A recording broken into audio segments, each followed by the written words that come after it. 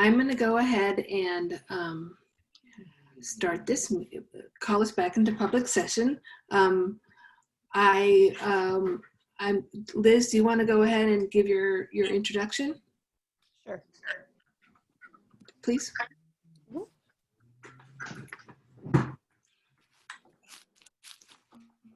Let's place my glasses, but... El siguiente mensaje será repetido en español.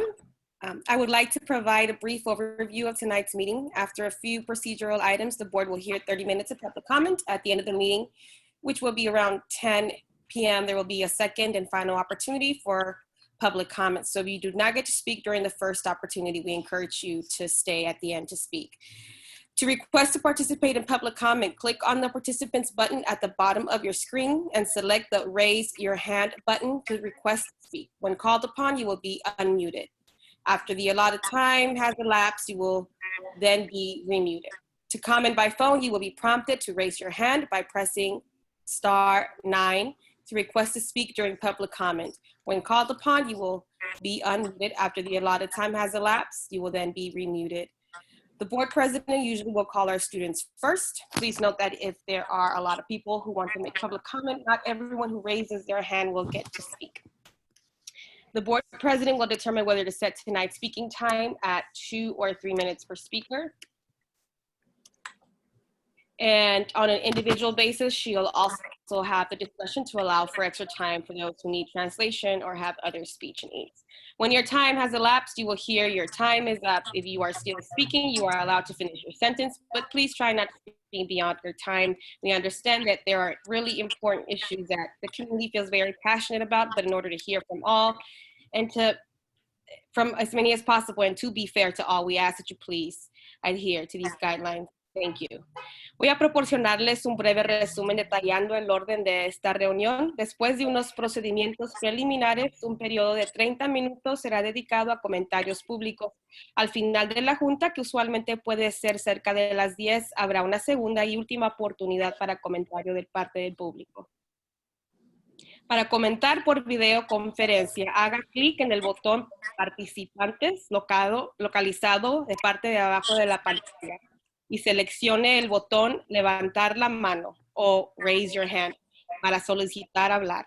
Al ser llamado o llamada, le van a permitir hablar por 2 o 3 minutos dependiendo de la dirección de la presidenta.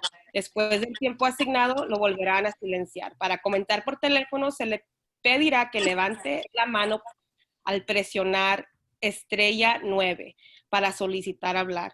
Al ser llamado, le permitirán hablar de acuerdo al tiempo asignado. Después del tiempo asignado, le volverán a silenciar. Usualmente la presidenta llamará a los estudiantes primero. Favor, tome en cuenta que si hay demasiada gente que quiere hacer comentario, no todos que levantaron la mano serán seleccionados. La presidenta de la mesa directiva determinará si otorgará 2 o 3 minutos por orador. También tiene la discreción de otorgar tiempo adicional a quienes requieren traducción o cualquier otra adaptación especial. Cuando haya transcurrido su tiempo, escuchará su tiempo, se ha acabado. Si todavía está hablando cuando se acaba el tiempo, puedes terminar tu oración, pero por favor trate de no sobrepasar su tiempo. Entendemos que hay diferentes cuestiones que son de importancia para diferentes personas. Sin embargo, pedimos que respete el tiempo otorgado de manera que podamos escuchar a la mayoría del público posible. Muchas gracias. Woo. Thank you very much, Ms. Chavez. I really appreciate that. And I want to take this moment to welcome everybody to the May 20th, 2020 meeting of the school board of Berkeley Unified School District. And, you know, if you want to follow the online agenda, you can go ahead and, you know, we give out computers when we're in person, but, you know, if you're on, you have a computer. So I want to let you know that I called the open session of tonight's meeting to order at about 7:03. And for the record, closed session began at about 5:36. Ms. Chavez, like I said, will be our secretary for tonight's meeting. And thank you all for being here with us. So Ms. Chavez, will you go, you already said your introduction, but can you take roll? Yes, please. Director Brown.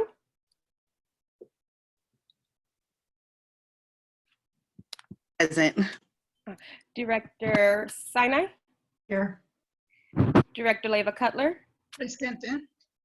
Vice President Ty Alper, Present. Student Director Hemp, Present. and Student Director Castro Romero, and President Appel. Here. Thank you. Can you hear me? Thumbs up if you can hear me. Okay. So we're now going to go ahead and approve our agenda. We have some requested changes that were asked of me prior to the meeting. So I'm just going to go ahead and make the motion that we approve the agenda. And with the exception of 11.9, the approval of sustainability plan development contract with Strategy Energy Innovations. Is that right, Brent? And action item 12.1. So I'm gonna make a motion that we approve the agenda with those two items removed. Do I have a second? I'll make a second. I'll second. Okay, seconded by Director Leva Cutler. And are there any comments or questions? I'm sorry, President Appel, we're taking 12.1 off altogether, BSEP student support budget? We are, yes. Okay. Because that item was actually prepared prior to, prior to what, us making our plans for next year and our Okay. passing our budget and everything. So No, that makes sense. I If- just wanted to make sure I understood. I heard that right. yes, that is correct. Okay, so Liz, do you want to call the vote? Director Brown, Yes. Director Sinai, Yes. Director Leva Cutler, Yes. Director Hemp, Yes. Vice President Alper, Yes. President Powell.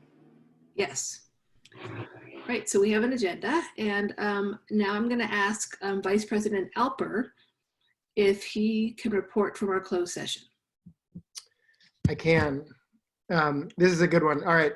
Item 3.1, the board heard an update and discussed. And item 3.2, the board heard an update and discussed. That concludes the report from closed session. There you go.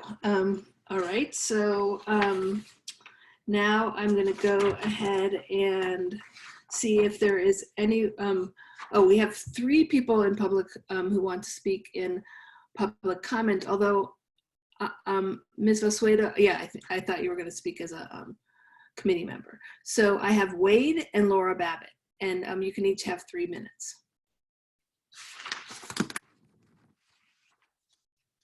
So Wade, do you want to go ahead and say your bit? You're muted. I just needed to unmute. How's that? Okay, there Okay, you go. Perfect. great. My name is Wade Skills, and I am Secretary of the Construction Bond Oversight Committee. We like to call that the CBOC. I am a Berkeley business owner. As an architect, I have a 3rd grader at Rosa Parks and a 6th grader at King Middle School. I am on the Oversight Committee, however, as a member of the Taxpayer Association or organization. Quickly about the CBOC. The CBOC is mandated to oversee the facilities bond measure I and what's left of bond measure AA. We meet every few months with the facilities staff, usually to include John Calise, Director of Facilities, and Shanita Stevenson, Facilities Planning Analyst. Our conversations are usually lively and informative. We are given status updates on current facilities projects and an overview of upcoming projects, and often even some process aspects of the facilities work for BUSD. We ask lots of questions, some general and often more specific depending on the project and on our curiosity of BUSD facilities and their interactions with our kids, teachers, and staff. As part of our oversight responsibilities, we met with the auditor for Bond Measure I funds on February 11th and reviewed both the performance audit and the financial statements audit. Ty Alper was also present at that meeting. We asked questions about audit procedures and samplings, and we were satisfied as a committee with the answers and with the auditor's reports. Our committee then voted unanimously to approve the audits as all findings were in compliance with Measure I requirements. At least we found it to be such.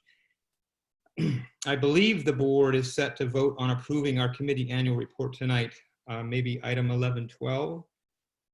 And in closing, I would like to encourage participation in our committee meetings.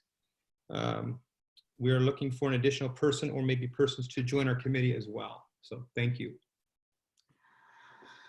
Thank you very much, Wade. I appreciate that brief. Basically, it's a committee report, and I really appreciate you catching us all up. Next, I have Laura Babitt. Ms. Babitt, do you want to speak?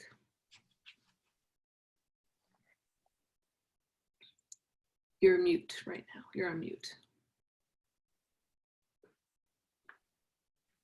There you go. Good evening, everyone. Can you hear me? Yes. Okay, great. Thank you. I'd like to express 2 concerns this evening regarding summer learning for our targeted students and fall planning. First, I'm pleased to learn of the summer learning collaboration for our targeted 8th grade students transitioning into high school.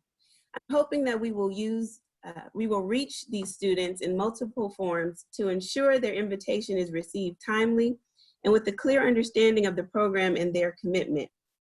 In the brief mentioning of summer learning opportunities for targeted students at Lawrence Hall of Science, I'm asking that if the district continues this pathway, that we ensure this will be done with the culturally relevant lens for our Brown and Black students, meaning the curriculum should include the technological and scientific advances as contributed by Black and Brown scientists and engineers, from the peanut to how man-made compounds affect the ozone layer to the cell phone and OWN. Research shows that students of color need a space that affirms them the same way many of my Jewish friends send their kids to Jewish camp, Chinese friends to their Chinese camp over the summer. This was reaffirmed as a major concern of the Parent Advisory Committee to ensure the options presented to our targeted students reflect them. I wanted to highlight this tonight as you continue down the path of developing summer programming. My second concern regarding fall learning is to start breaking down the numbers. For example, there are families who have grandparents in the home. As such, even if a partial day physical school environment may be declined by those students. We also have families who may have learned that remote learning actually works better for them. I believe it would be a help to the physical planning process if our families had a way to communicate this choice early rather than later.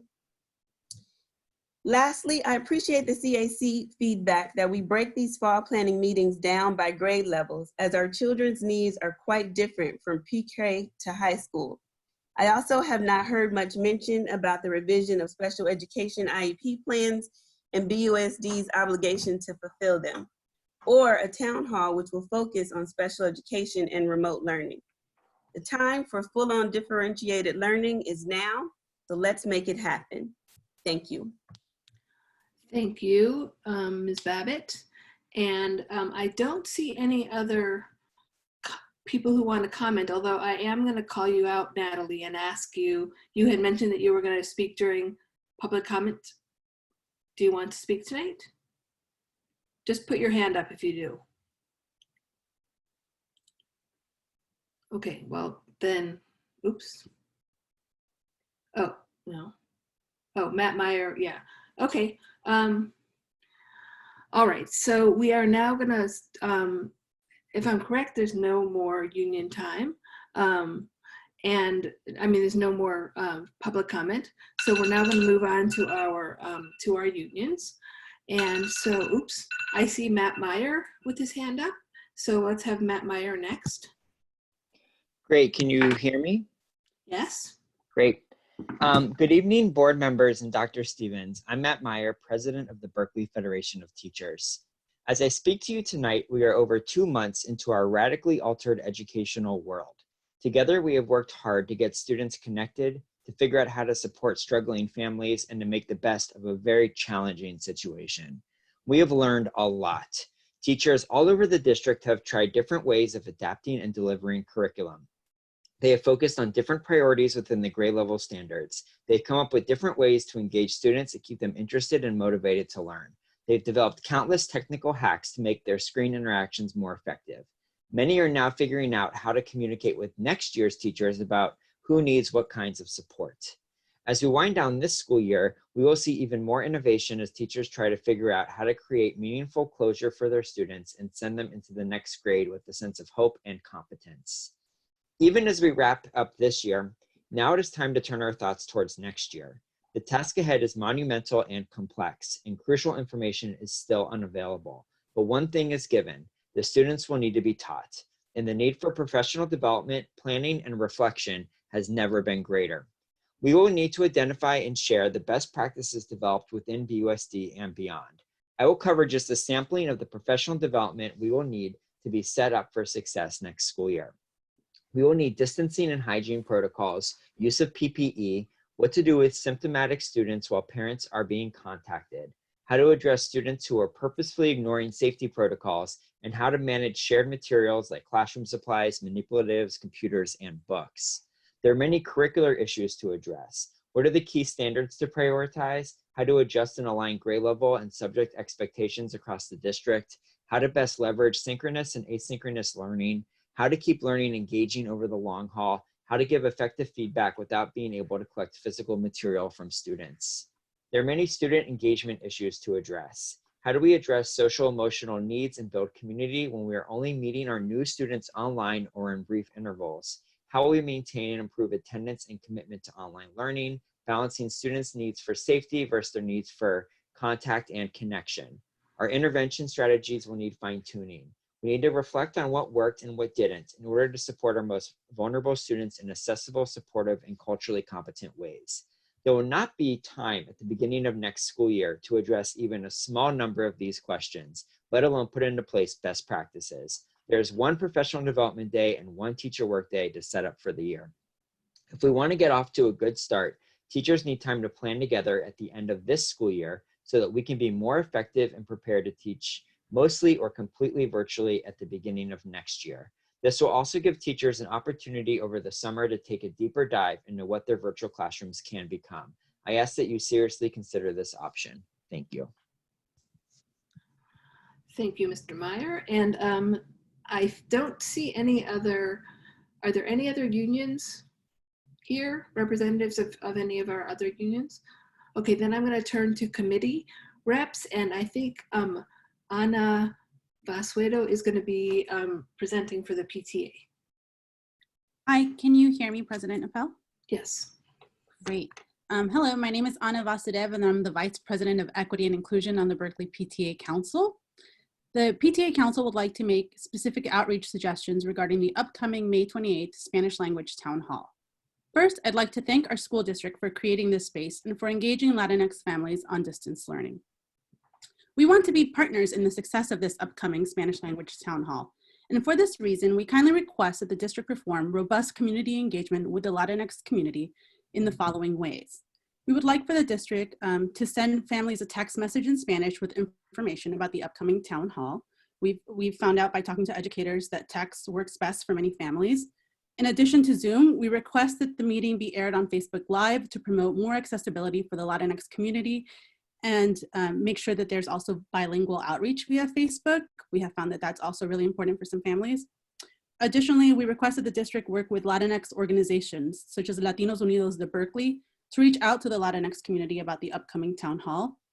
And lastly, we request that there be information shared with the community about culturally responsive tech support for families who may have difficulties with distance learning and who would feel more comfortable with tech support in their native language. Thank you for taking our suggestions into consideration.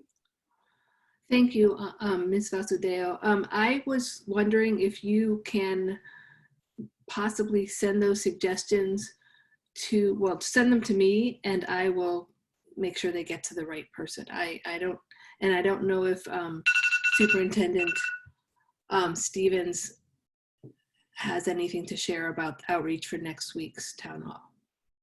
Absolutely. I took note of all of those really great ideas, and I'm going to review all of them with staff tomorrow to see which of those are possible. Great, thank you.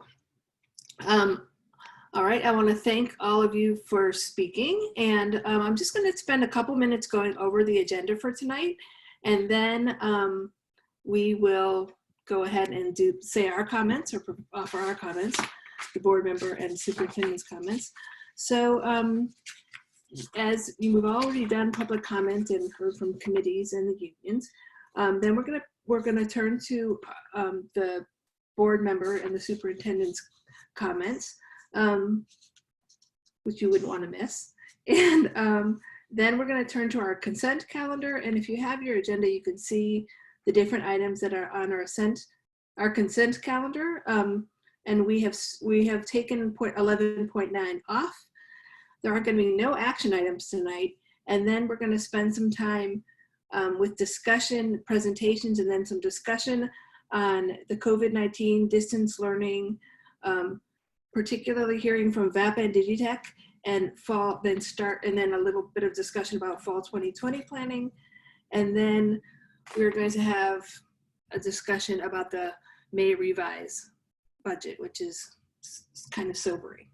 So that's our meeting. That's going to be our meeting tonight. And then you'll have another, for those of you who did not have a chance to give your public comment and decide and would like to, there'll be another opportunity for you at the end of the meeting. So I think that covers everything. I'm going to go ahead and, I'll just call on people for comments. And if you want to pass, you can pass. So I'm going to say, Director Sinai, I'm going to put you first. Good evening. Thank you, everybody, for attending this evening. And I want to thank the folks who were able to speak during public comment. Again, I want to continue to share my deep appreciation to all of our administrators and teachers and staff who are working so hard to continually learn and pivot into this distant learning environment as they're simultaneously looking at preparing for the future. And continue to extend my appreciation to all of the families, the students and their parents and their guardians for, really putting everything into the distance learning opportunity that they can to make it successful. I think we still, as Matt Meyer said, we still have a lot to learn, but people are really putting a valiant effort into making this work in these final weeks. I was excited to hear this morning, listening to the news on KQED, that the city of Oakland has approved or is about to approve putting a measure on the November ballot for a vote 16, so that young people 16 and 17 can vote for their school board members, similar to what Berkeley passed in 2016. I wanted to just give a shout out that we have been working with the Alameda County Registrar of Voters to try to figure out how we can make this work. And there continue to be a host of challenges, and I'm hoping Superintendent Stevens that maybe, and President Appel, that in June we could have our representative come and give us an update on what's going on with the county and their capacity to put this on the ballot for November 2020, or if we're looking at November 2022. I will say the fact that Oakland, the biggest district in the county, going forward, if they pass it in November 2022, will help give us a lot more weight when we're trying to influence the county on how to implement this locally. So Superintendent Stevens, I hope you'll take that and President Appel into consideration for a future agenda item. And lastly, I wanted to say I was looking at my calendar and Sunday was supposed to be my open office hours. And needless to say, I'm not doing my open office hours, but I want to encourage people to communicate with your board members.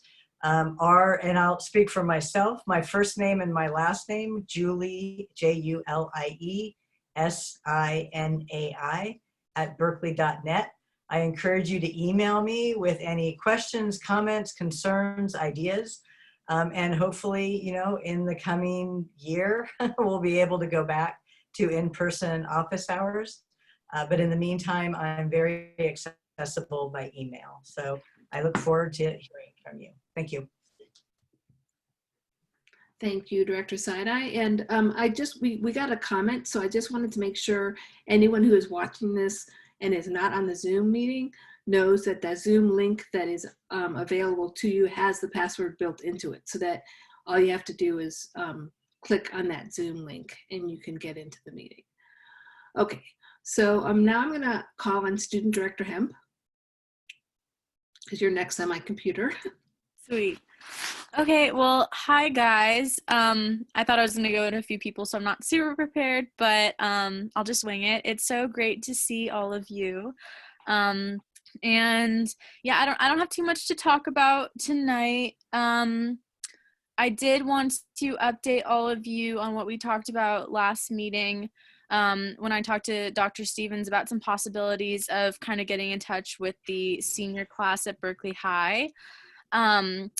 I and Ms. Schwang kind of worked out what we wanted to put into an email, and then we sent it out earlier this morning, actually, along with the email explaining kind of the graduating requirements for the seniors. We also attached a survey just so we kind of get some information about not only how did students understand the requirements for graduation before this particular email, but also kind of checking in about mental health and communication with teachers and yeah, all that stuff. If anybody is interested in seeing this particular email, reach out to me, I'll forward it to you. I'm sure Ms. Schwing would be happy to forward it to you guys too.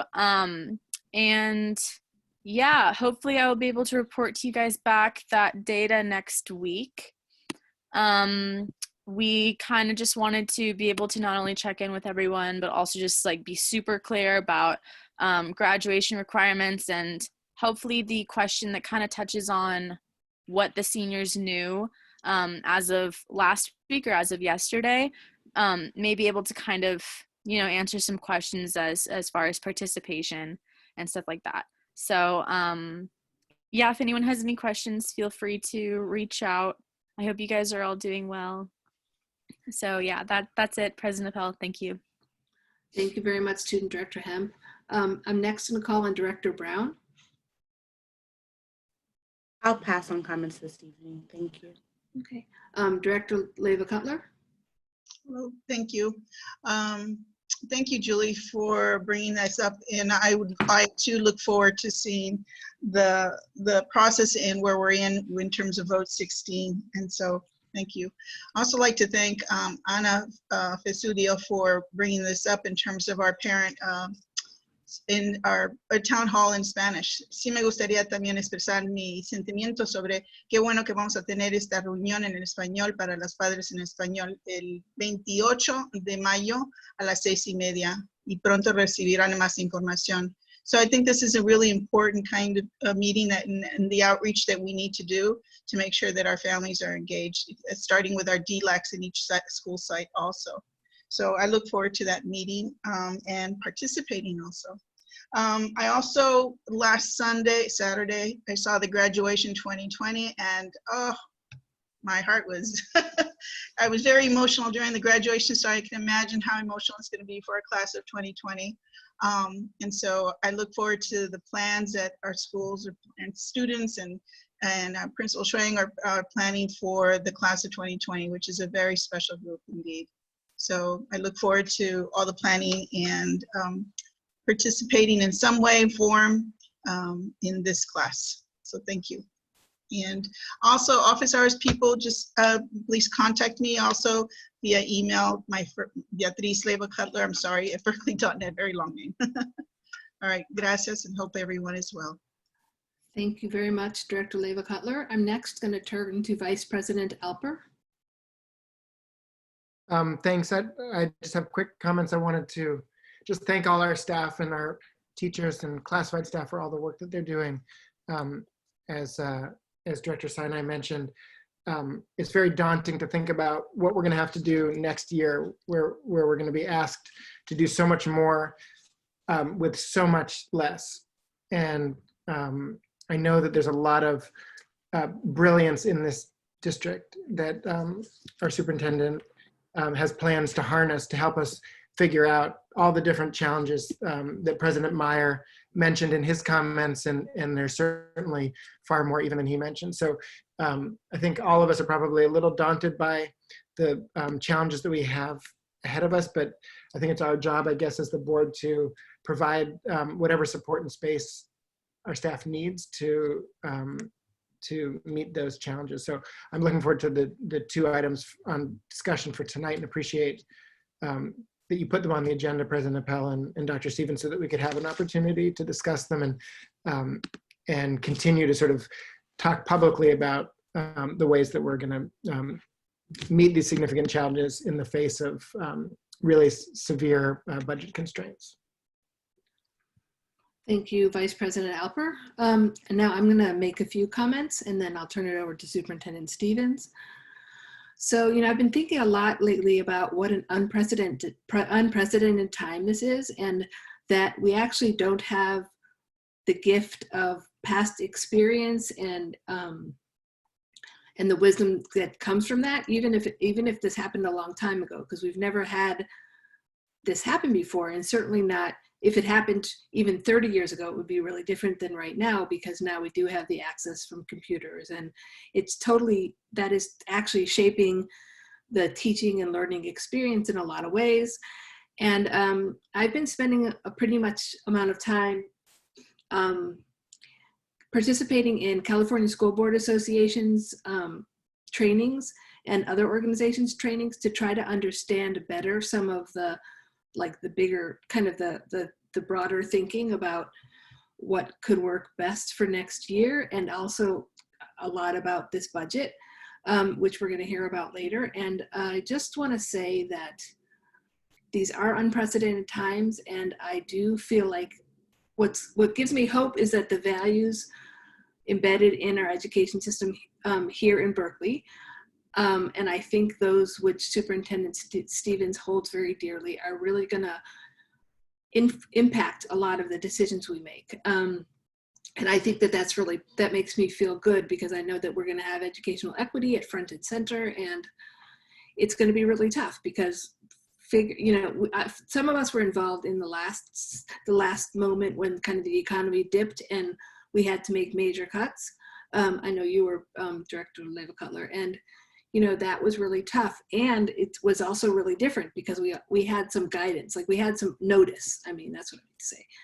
So, I think that I want to join my other board members in really thanking Superintendent Stevens and his administrative staff and all of our educators, both, teachers and classified, and our union reps and all of our parent community and our community that's been, continuing to attend meetings and help out with this, this whole process of figuring out how we're going to move forward. I just wanted to say one more thing. Maybe this is a little bit of what Student Director Hemp it certainly has experienced, and that is last Friday, we had at Berkeley High an opportunity for all of our seniors to get their kind of diploma covers. Do you have yours that you can hold up? I actually didn't go to that just because I never ordered a cap and gown. Oh, okay, and their caps and gown. I'm sorry, I didn't mean to put you in that position. No, So, and it was, I think it was really special for people, although I think that we all should keep in mind that although we as a district are doing the best that we can to make this passage as, valuable and special as possible, this has, it has an emotional impact on our students. I mean, whether or not you remember your high school graduation, it's an important moment of passage. And so I'm just going to encourage, everybody who's listening who has a senior in their life, whether it's a college senior or a high school senior or someone else who's graduating in lower grades, that, you take time to, even if it seems silly, to make them know how special they are for having succeeded in, achieving this major progression in their life. So I've been feeling, I have a couple people in my house who are kind of experiencing those passages, and, they're having, they're being good natured about it, but I know that it is also really impactful. So I'm sorry to all of you, but we really are committed to keeping you safe. And so that's what's behind the inability to have an in-person graduation. That's now I'm done. So Superintendent Stevens, do you want to speak? Yeah, thank you so much, President Appel. I appreciate the chance to offer a couple of comments. First, what I'd love to do is just commend Student Director Estella Hemp for both her initiative and her follow through. This idea of sort of surfacing the confusion that might exist, especially among seniors, about their own status with respect to pass, no pass, was an item that she brought to us 2 weeks ago.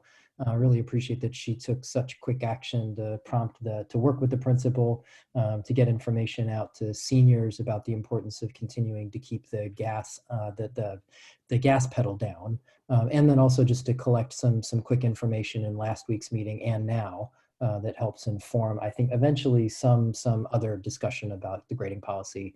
So thanks very much. I really appreciate that leadership. I as well want to offer my both gratitude and acknowledgement to our seniors. It was genuinely touching to be able to look through a portfolio of photos of the many, many seniors who came to Berkeley High School last week to pick up their cap and gown.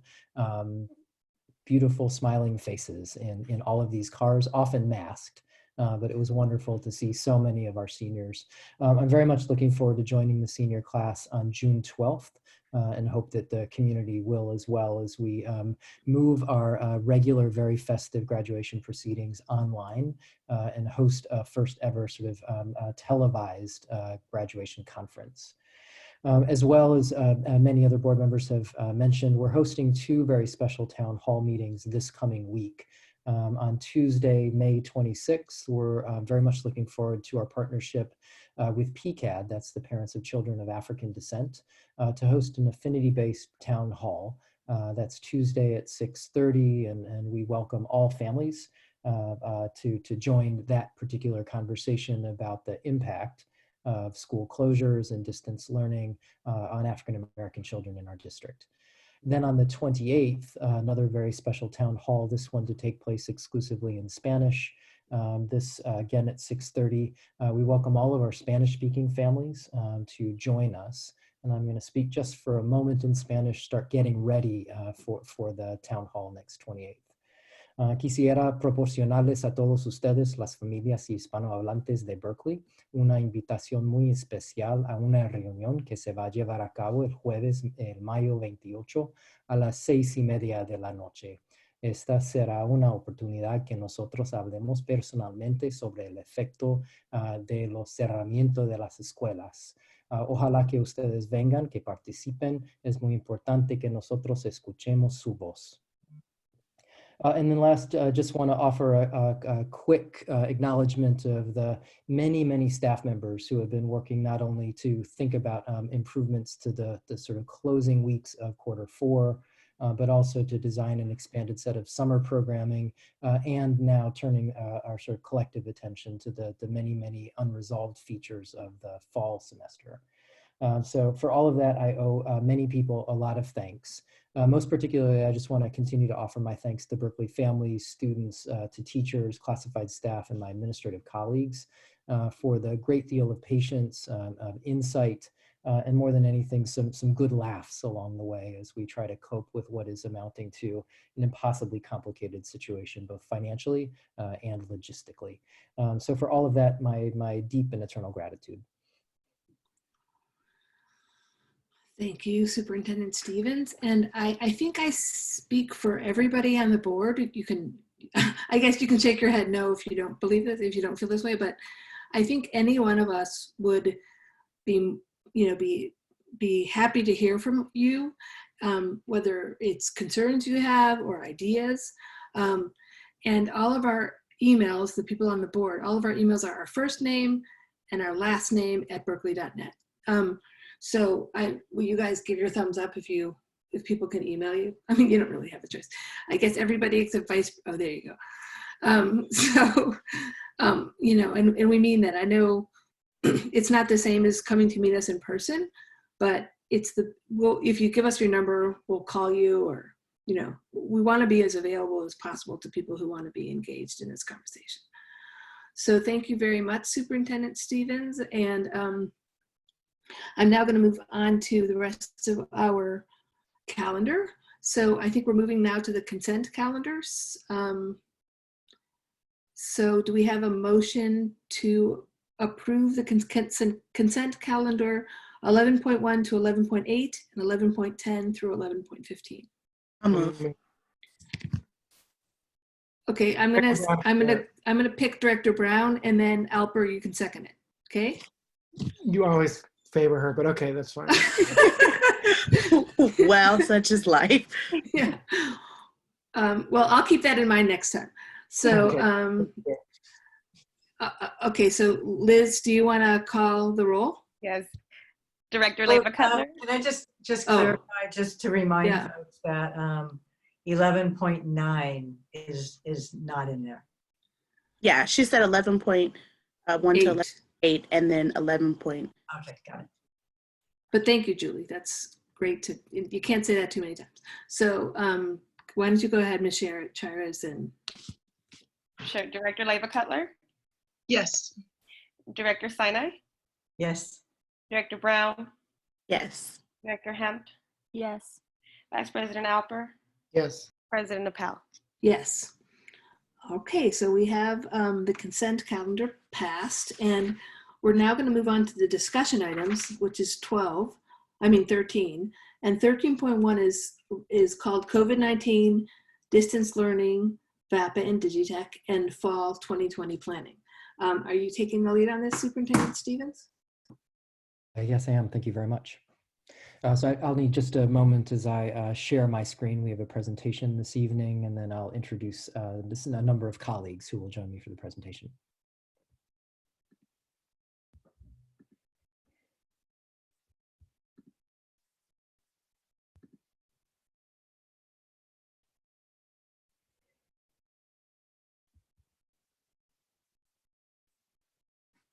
Great.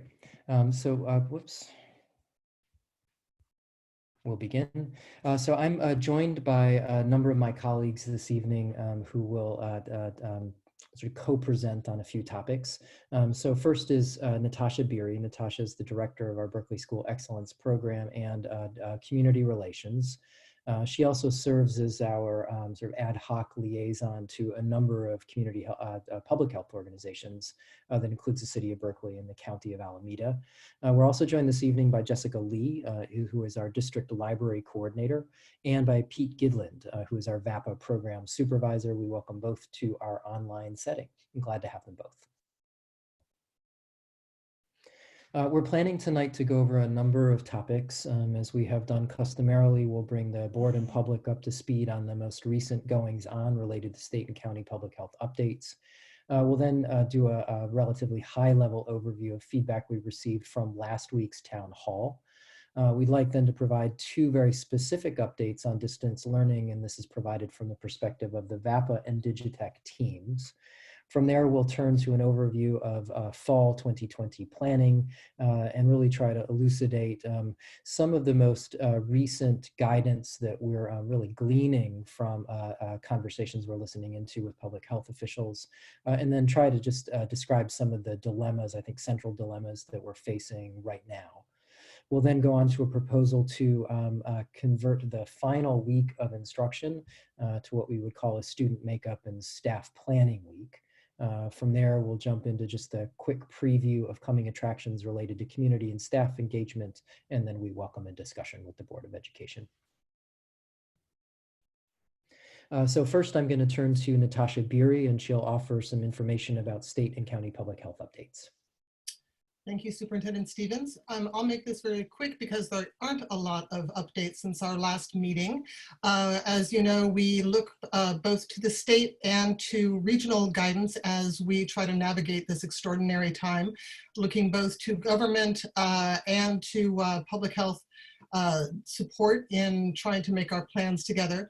So since our last meeting, in terms of anything new from the state, we're expecting tomorrow an update from Tony Thurmond at CDE who held a press conference today to give some indication of what he's going to be saying at the convening of districts across the state, basically pointing out that when we reopen in the fall, no matter where we are across the state, it won't be business as usual. However, there's likely to be some variation among districts. Some things that we do know are going to be required just about everywhere are going to be the social distancing and face masks and expanded cleaning. And I know that he has pointed out that with the current budget cuts, a lot of these requirements are going to be extremely difficult to plan for and implement. But we'll know more after tomorrow to see if we get any further guidance or information. At the regional level, as you all know, we still are under the current shelter-in-place order. As of yesterday, there was an additional modification that doesn't affect the schools, but as you may know, there's some curbside pickup permitted. The Alameda County Office of Education has provided a template for districts to try to work on various components of plans for the fall, and I believe Superintendent Stevens will speak to that at some point. But they did not, the workbook did not come filled in with answers, unfortunately. And then the City of Berkeley EOC, to which I'm one of the liaisons, we have regular weekly meetings. I'll be meeting with them tomorrow and they're always available to review any plans that we may be considering. We're very fortunate to have local partners to do that. So the next slide will just show you very quickly where we are. In terms of the City of Berkeley, there's some really great information. You can follow the City of Berkeley on Twitter. You can also follow BUSD on Twitter. So these are some of the more recent postings we want to make sure people are aware of. In the upper left-hand side, the current modification to the order that allows some expanded openings.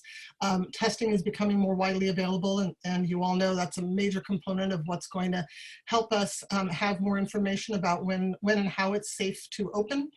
Face coverings continue to be required, and I wanted to announce in the lower right-hand side here, we're partnering with the City of Berkeley and with Red Cross to have a blood drive. You may know that there's always a need, but right now there's a need that's greater than ever. And we will be hosting that blood drive at the Donahue Gym at Berkeley High on Wednesday, June 17th. From 9 to 3, you do need to sign up in advance. cityofberkeley.info/blood drive. They're particularly happy to see people with type O, A negative and B negative who are able to, I think they're called Power Red, but anyone is welcome. So I hope that people will heed that call. And then for the next slide, I think that's it for the public health update. For the community engagement update, as you all know, just last week we were here with a town hall that again had hundreds of people participating, and I'm just going to give you a very quick overview of the feedback. We asked 2 questions. Now that we're really focusing in on the fall and thinking that we really need to be considering what is going to be feasible in terms of the use of our school facilities under what we are certain will be some fairly stringent social distancing rules, and that will also apply to our transportation possibilities. We had over 300 participants at the time, but we kept it open, and we're setting a new record here with 1,300 participants, many thoughts shared, 54,000 ratings, so people looking at each other's thoughts. And the next slide, I'll show you just a few of what came up as themes. This word cloud, I chose to let outdoor and outside stand as 2 separate words, but you can see that that is really a big item on everyone's minds, that if we are to use our facilities and knowing what we know so far about risks of transmission, should we not be considering using outdoor space as much as possible, at least while the weather is good. That was really one of the top things. And there was also a lot of concern about using the space in a way that would allow us to prioritize families with the most need, figuring out ways to allow kids to get together safely because they're all missing seeing each other, so socializing and time with peers, but a lot of acknowledgement that there's difficulties in the scheduling. And I'll show you in the next slide just a few representative thoughts that rose to the top. So the top one here, just talking again about the utilization of outdoor space, an acknowledgement that it may be possible, as was mentioned in a public comment, to survey families to get some idea as we plan for the potential use of our facilities, how many families will perhaps prefer to keep their students in distance learning for various reasons, and that needs to be a factor in our planning. Other factors in our planning that are complicated is, families with more than one sibling who, if we have staggered schedules, may struggle with that if the kids are in different schedules. Concerns about, again, choice, that some families have family members or children who may feel more at risk, and we want to give them safe options. And then the last item here that I flagged as having a lot of attention was the question around our busing program, whether there is some flexibility there as well, because it's a logistical issue, and there may be a way for families to attend their schools. This is all just mostly from parents, but also from our staff, that what floated up in response to that question. We also asked a second question, and that has to do with distance learning. Now that we're recognizing that unfortunately this pandemic is going to be with us for some time until a vaccine is developed, and that is, despite some early successes, still quite a ways off, we recognize that distance learning is a part of our reality, and we need to think about distance learning as not just a short-term piece of tool, but something that could be extended for the long term. So the next slide will show you the word cloud that gives some of, at least I hope it does. Oh, maybe the word clouds, there it is. Hi. So the very top word was screen, and that the theme around that, the concern as we spend more and more time in the distance learning context, that no matter what the age of the student, whether they're an elementary student or even a high school student who might be spending all of their time anyway on their phone, that parents and teachers recognize that ideally we find alternatives to screen time. And so that actually harkens back to the idea of spending times outdoors. There are also suggestions about ways to use good old-fashioned books and to figure out ways to make the screen time meaningful and build connections between kids. I'll show you a couple of top thoughts before we leave this topic. Fortunately, we will be joined by our library coordinator, Jessica Lee, later on, who could perhaps speak to this. People are remembering how wonderful books are and that they'd like to have them again.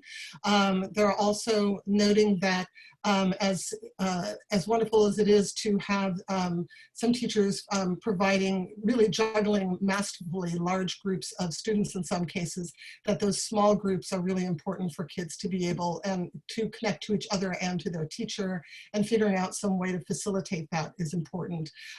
There's also a plea here for scheduling, that whatever is developed can be something that everyone can plan ahead around.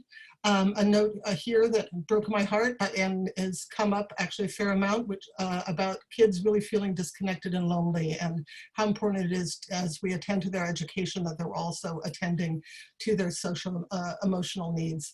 And then this last one has to do with planning, just recognizing that as was mentioned by BFT President Matt Meyer, that the amount of time it's going to require to basically reinvent school for the fall is going to require some staff collaboration and time before the summer. So that is a very quick overview of the town hall. And now it's my pleasure to take off my Director of Community Relations hat and put on my Director of BSEP hat and introduce the next speaker, who is the VAPA supervisor, the Visual and Performing Arts supervisor, Pete Gidland. As I think you all know, that is funded through the BSEP measure, has an extraordinary history. And what we wanted to do here is give you, the board and the public, a snapshot of where we are currently with some of these programs that have been redesigning and recalibrating really creatively to meet the needs of our kids. So Pete, please take it away. And Natasha and Pete, I may jump in for just one moment. I've unshared my screen. I recognize there was some media embedded in the slideshow that I won't be able to play. So Pete, you may need to grab the screen if that's okay. Okay, I don't have that slide. I don't Okay. have that stuff up right now. Let me, sorry, bear with us folks. I'll reshare my screen. Let's give it a try. Okay. And if it's not working, we'll have to improvise. Okay. Okay.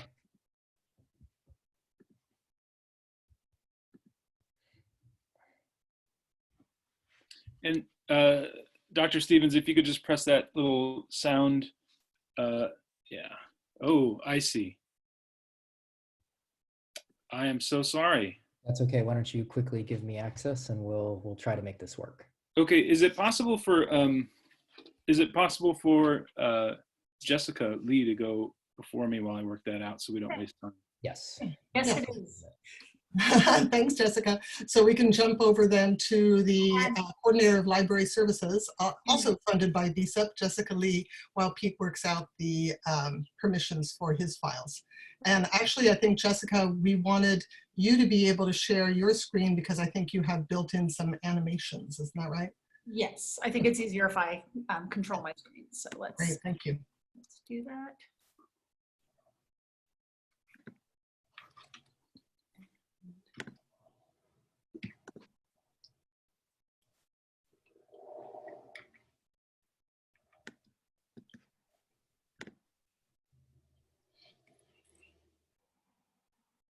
Okay, is that showing for everyone? Yes. Yes, it is. Okay.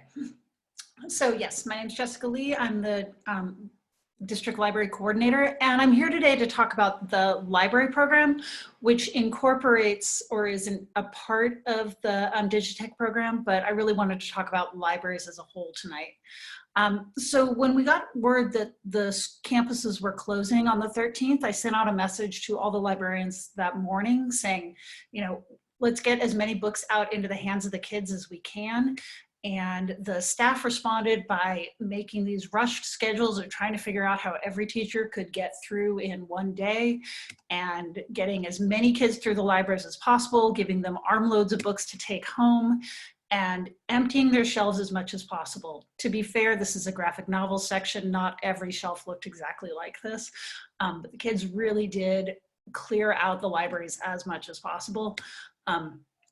We checked out, whoops, sorry, there we go.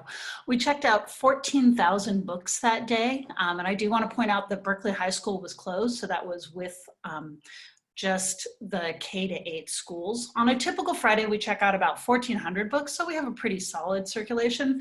But that particular Friday, we checked out 10 times as many books as normal. The staff worked incredibly hard to make that happen, knowing that they wouldn't be seeing kids for a while, having no idea when or if the books would ever come back.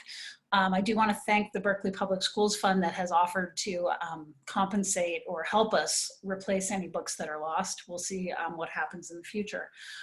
Once the libraries were closed, then they shifted into doing virtual work. They created all sorts of opportunities for engagement and community building. They made menus of supplemental resources and enrichment opportunities to share with the students.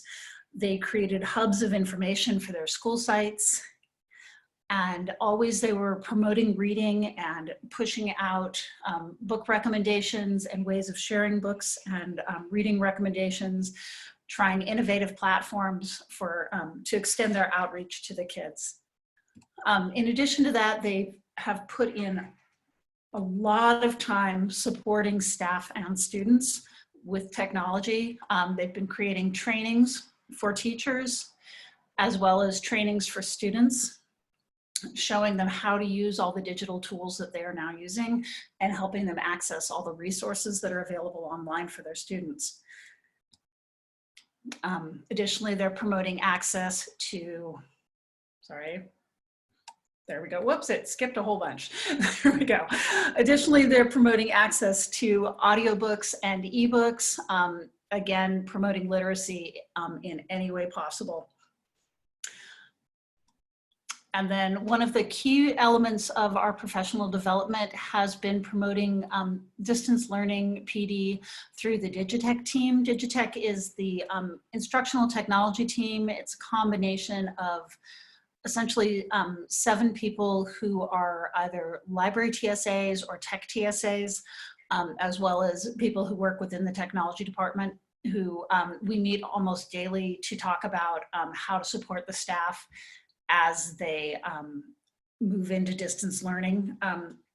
From the time that the campus is closed, we've provided over 65 hours of live professional development online. We've recorded hours upon hours of trainings for staff to watch on their own time. I have to say that some of our videos have been watched over 900 times by staff members. We've provided office hours every week and written endless documents and emails explaining how to use all these tools in order to support staff. And we've been supporting both classified and credentialed staff through all of this. And then, of course, can't have a library without story time. Virtual story time has continued. They do recorded readings using either real books in front of cameras or using ebooks or using the familiar songs and rhythms that the kids are used to and doing sing-alongs, inserting themselves into Zoom classrooms with teachers and just reading with the kids together while apart, sharing that joy. Additionally, we've been doing a project in cooperation with the Berkeley Public Schools Fund where we're trying to get books into the hands of target students, and these are physical books. The librarians are drawing up lists of students and then recommending books to send those kids. And then thanks to Berkeley Public Schools Fund, we are purchasing those books and shipping them directly to their homes so that there is no concern of contagion between staff and students. Just trying to spread out the love of reading and access to materials as much as possible. So that's what the library department has been up to the last few weeks. Any questions?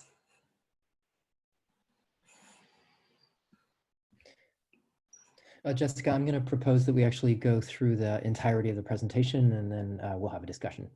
Sounds great. Thanks. Great. Thank you so much. So Mr. Gidland, you want to try this again? Yeah, I'm ready now. I apologize for that. Thanks, Jessica, for helping me out there.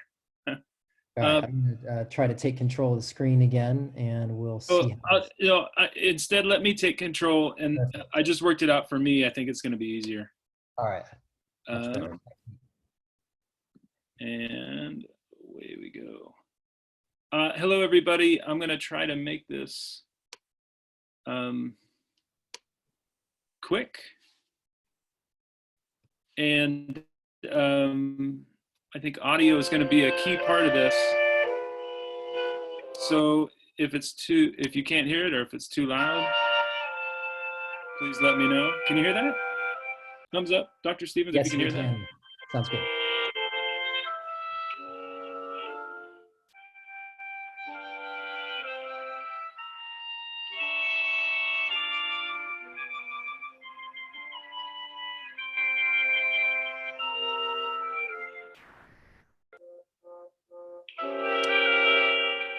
So I'm not going to have you listen to the whole thing, but I wanted to show you a little bit of what, in different ways, what a lot of students and teachers and myself have been up to during quarantine time. And that was a recording made by a senior quintet while in quarantine for their final. Here's the All right, thumbs up if that was good, thumbs sideways if not so good. I think overall it was looking pretty good, which is fantastic. One thing I'm seeing around the room from a good amount of people is a lot of people using only a little bit of bow. You're playing your instrument kind of like with this much bow. And I want you to use a lot of bow for me. It's going to help you get a lot of sound because we always want a nice big sound, a big beautiful sound. And there's Mr. Houston leading a class of fourth graders, fourth grade string class in an online Google Meet or Zoom lesson. a ton of hours going to that on the part of about 20 full-time music teachers district-wide.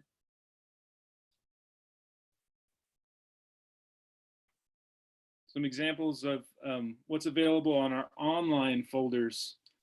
Tons of lessons, videos created by teachers, video lessons that students can access, other tutorial videos, sheet music, links to teachers' websites, Google Classrooms, etc. I put Miss Sawyer up there at the top because she's created all kinds of videos with all kinds of different instruments. You can see 3 of them there. Just really impressive stuff available to all students who have a Berkeley.net login. We've done the Ed Hub. There's me passing out a flute and a flute book at the Ed Hub with the Schools Fund. We hosted them, the Ed Hub, up until last week at my office.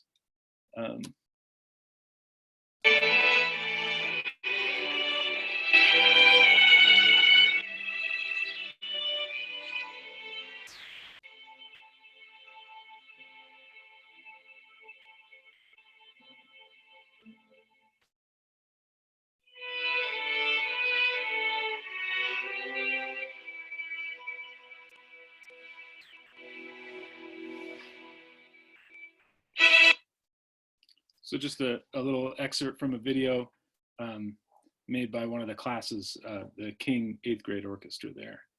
And just to leave you with a final thought that going forward into the next school year, that I look forward to making our master plan include accessible and equitable music and arts education for all students. And I think we've learned a few tricks, but I think there's much to be improved on for music and the arts, and making them, again, accessible and equitable to all students. Thanks for your time.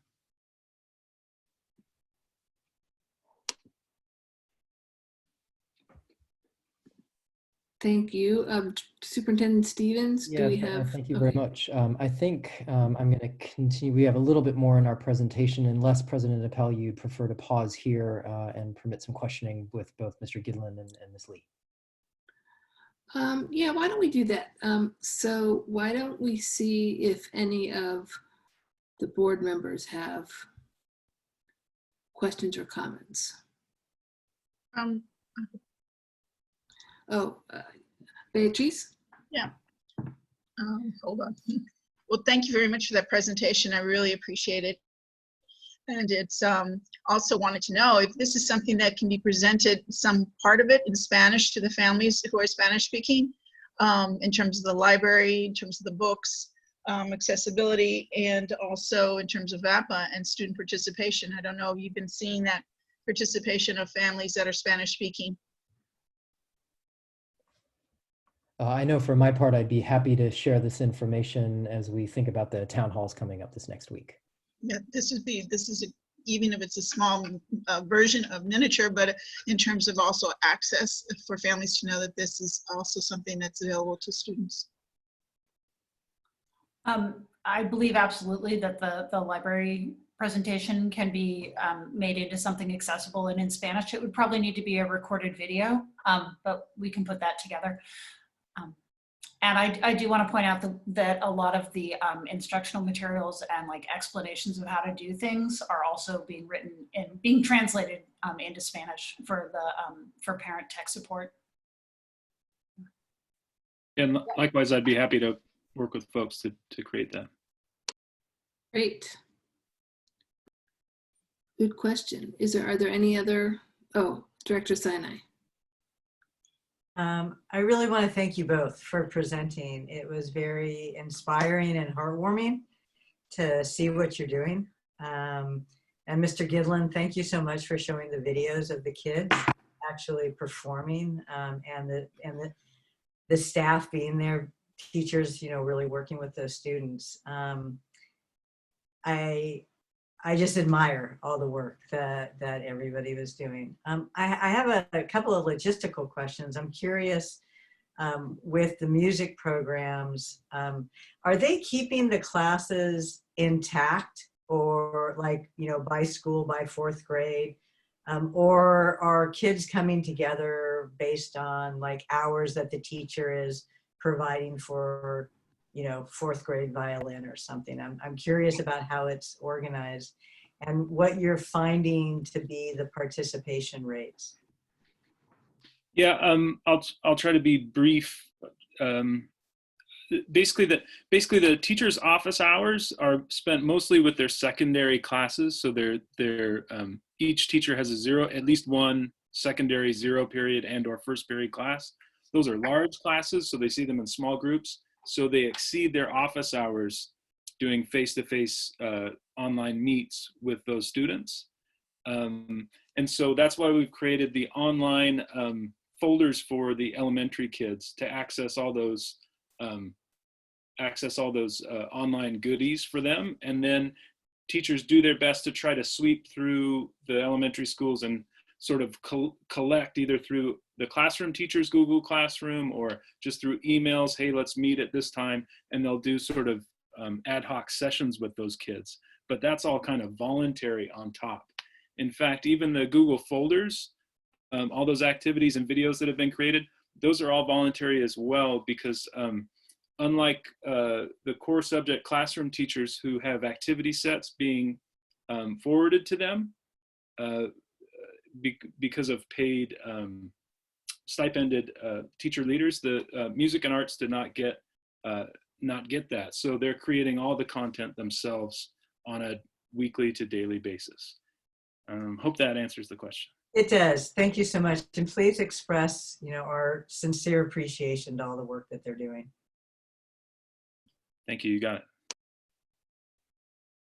I also wanted to thank you both for this presentation. I think for us and hopefully for the other attendees, it gives us a clearer picture of the many ways we're trying to, you know, really trying to serve our kids. We're trying to provide them with a lot of the benefits and the strengths that our district holds. And I think that, I don't know, I think like Julie was saying, I'm very inspired by how like creative you're being and committed to getting this to our students.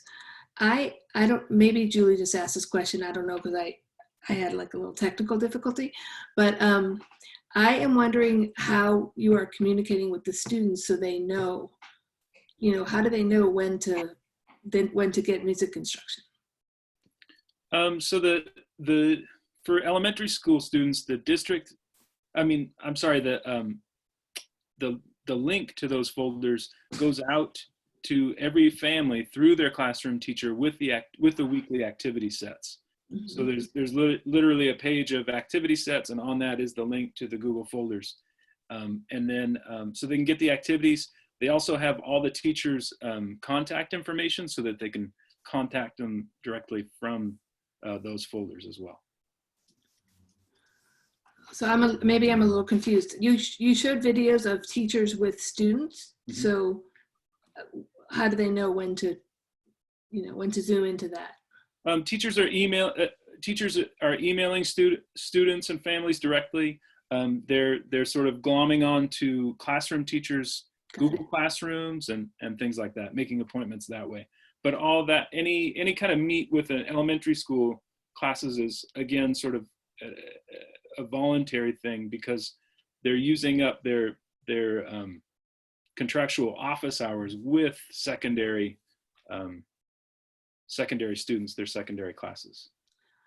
I understand that. So, and I guess I'm wondering if, you know, we have done quite a bit to try to equalize students' ability to get instruction outside of school. And I am wondering if that's still something you're discussing, if we've been able to hook any of our students into, like, is a jazz school doing any of that? Or, you know, I'm just wondering if we're able to access any external resources to be able to, you know, supplement the classroom experience, which I know we try to do for students in normal times. And so I'm wondering what, if anything, you've been able to work out in that realm. Yeah, it's been really hard to use our partners during this time, honestly. So it's been quite a task just getting our normal. Just getting you guys, yeah. Running. So yeah, that's. Well, that's really good to know, Mr. Goodland, because I think that's something that we can. I mean, I'm sure the superintendent is already thinking about that, but it's something that we should really think about consciously for next year. How we can help you do that. Yeah. Thank you. Okay, Julie, you still have your hand up. Did you have another question? Okay, so Superintendent Stevens, why don't you go ahead with the next part of the presentation? Great, thanks, President Appel. And again, my thanks to Pete Gidlin and Jessica Lee for both their fantastic work and a really inspiring presentation. I really appreciate you being here tonight. Thank you. Thank you. So I will once again grab your screens and we'll continue through a little bit more of this presentation. So at this point, I'd like to offer just a few words about fall planning. Of course, it's I think that predominantly the energy in the community and around the state and country has been on reopening not only schools, but society generally. We're definitely feeling that here in Berkeley. And so I want to be able to offer a little bit of a recap about some of the conditions that will need to be established, both at the community, the district, and the school level, flag for the Board of Education members of the public some of the key dilemmas that we're wrestling with. These are largely dilemmas of timing, just having enough available information about the fall that we're enabled to plan. And then we'll talk a little bit about sort of what comes next. Definitively, schools will continue to be impacted by COVID-19 in 2020, 2021. I don't think that any of us are under any illusion at this point that we will be able to open in August at 100% of our schools' capacities. We also anticipate for 2021 that very likely public health conditions will continue to vary. And that we will likely be passing through back and forth between what the governor is describing as phases, which will include various elements of shelter-in-place orders and various elements of restrictions to social contact.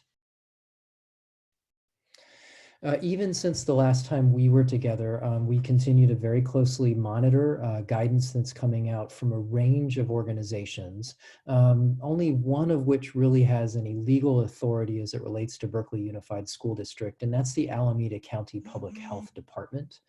So this is a listing of some of the recent guidance that's come out just in the last 7 days.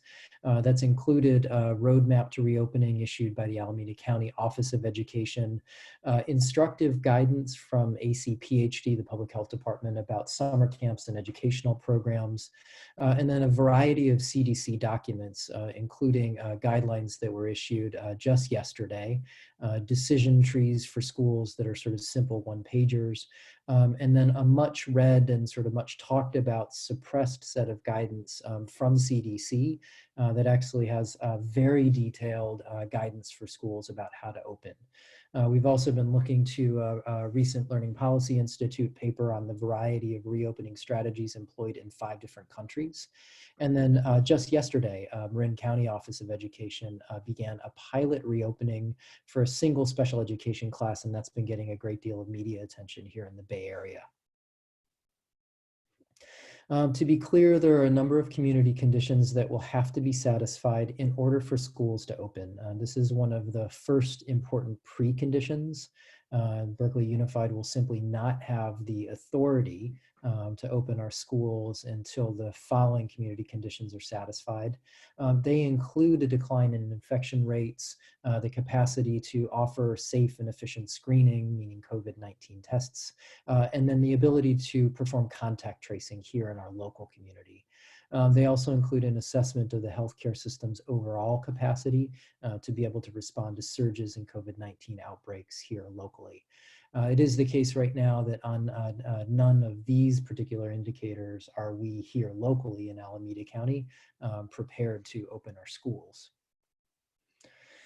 There are then a number of school district conditions, again, preconditions that will have to be satisfied in order for schools to open. Again, this is our best effort to glean from a variety of sources We do not have comprehensive and authoritative guidance at this point about what districts will have to do in order to assure sort of risk reduction practices among students and staff. This list, though, as best as we're reading multiple guidance documents right now, includes the capacity to provide universal staff screening at an interval of about every 2 to 4 weeks. Of course, that would be voluntary, but the existence of that universal screening is one important safeguard. Screening procedures for all students and staff who are coming onto campus will have to be developed and then trained upon. The availability of no-contact thermometers will be necessary. Temporary isolation spaces and potentially multiple isolation spaces for any student or staff member who develops symptoms during the school day. We'll have to develop a clear set of school exclusion criteria. This one is relatively easy. There's lots of good guidance right now from a number of organizations. Screening data is a conversation coming up in multiple locations right now. And by this, I mean a regular way to collect data, temperatures, as we take them across all of our students and staff in whatever schools are open. The district's capacity to provide personal protective equipment, both for students and for staff, I see as a precondition to us opening schools. And then, of course, having well-defined facilities cleaning schedules, an adequate amount of cleaning supplies, and then a clearly defined set of hygiene practices that take precedence over the instructional calendar. All of these things will have to be present at the district level in order for us to proceed into this next phase of opening our buildings. And again, just like those community health criteria, only a number of these right now, I would say, are possible for us as a district. So we've got our work cut out for us to sort of prepare for these preconditions in the coming months. If we now move to school conditions, again, we're not operating off of a set of comprehensive and authoritative guidance at this point. We've been very closely following the week-to-week thinking of the 6 Bay Area health officers. This is the group sort of known for their conservatism and for issuing the nation's first shelter-in-place order. As we listen in very closely to their deliberations related to public schools, these appear right now to be the principles that will be operational in the fall. These principles are being applied to summer programs, and we assume that they will likely be carried over into all public education and private education settings for the fall. They include group size. Essentially what they want to know is that groups have been restricted to something between 10, 12, 14. Again, that group number is not named, but it's roughly the equivalent of half of a classroom of students. Group stability appears to be another important concept. And by stability, we mean, or they mean rather, that groups are composed of 10, 12, 14 students, and then that group remains stable for a period of 4 weeks. Lots of folks are sort of referring to this practice as bubble grouping. And the concept here is that there should be no contact between one bubble group and another. Very daunting to us right now is that the staff member assigned to a particular bubble group is also considered to be part of that bubble group and should himself or herself have no contact with other bubble groups in the school. Another important concept right now is the duration of contact. They are encouraging us to keep contact between students, especially when it comes to sort of community spaces, as limited in duration as possible. Now, this does not apply to contact within the bubble group, but all other outside of bubble group contact, including hallways, cafeterias, drop-off, pickup, should be of limited duration, which then, of course, creates brand new scheduling requirements for all of us. And then finally, we're hearing very clearly from the public health officers as well that indoor versus outdoor activity should be given careful consideration, and the outdoor activity right now appears to reduce the risk of exposure. So the challenge for all of us is that absent comprehensive and definitive guidelines, all of us districts in California feel that we're caught in a state of limbo. All of us are recognizing that in these closing 4 weeks of the school year, we have this vital and important opportunity to plan for the fall and to get very clear what the combination of distance learning and on-campus learning should be our presumptive starting mode. So what we're trying to do right now is essentially create what I can't think of a better term than just to call it the most likely scenario, the default option. And that is to say, when we open in the fall, we have a defined mix of distance learning and on-campus learning for all of our 5 levels, pre-K all the way through Berkeley Adult School. And that we have provided those planning assumptions to our schools such that schools can begin to engage cooperatively, effectively, to do some of the key planning that's necessary. There's lots of talk right now about just, preemptively saying that we will go to a distance learning only mode. I don't know that that's the right move right now. But certainly we want to be able to provide guidance about the mix of distance learning and on-campus learning. So that right there is the sort of center of our dilemma. I'm hoping by the time we come back to the board in a week that we will have defined a most likely scenario. We'll all ask for patience if the guidance changes and our most likely scenario is tweaked. But really for the sake of getting everybody on with planning for the fall, we've got to sort of define some common assumptions across all of our levels. There's another sort of monster challenge that's facing us. We previewed this with the Board of Education when we were together last, and that is that social distancing appears right now will have a profound limiting effect on our transportation. It looks like that both for the morning and afternoon run, that we'll only be able to provide transportation for about 20% of our students. The midday run, the pre-K run, is far less impacted, only because it's so much smaller. We don't yet have a real resolution to this challenge, except to say that we think these numbers are likely going to be true, and that this is going to require some modification to our transportation program. So to talk specifically about what we're doing now to be able to enable fall planning, this week we're designing a survey to be issued, I think, within a day or two that will query both families and staff about their level of comfort in returning to on-campus learning at all, given the anticipated presence of COVID-19 in our community throughout all of next year.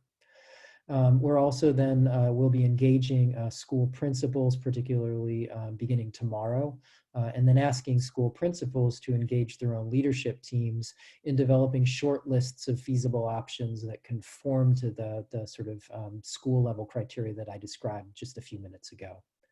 We're also soliciting feedback on distance learning with the idea that we'll have to make modifications to our current distance learning plan, and that it's both on-campus options and distance learning really represent the bulk of our planning from this point forward.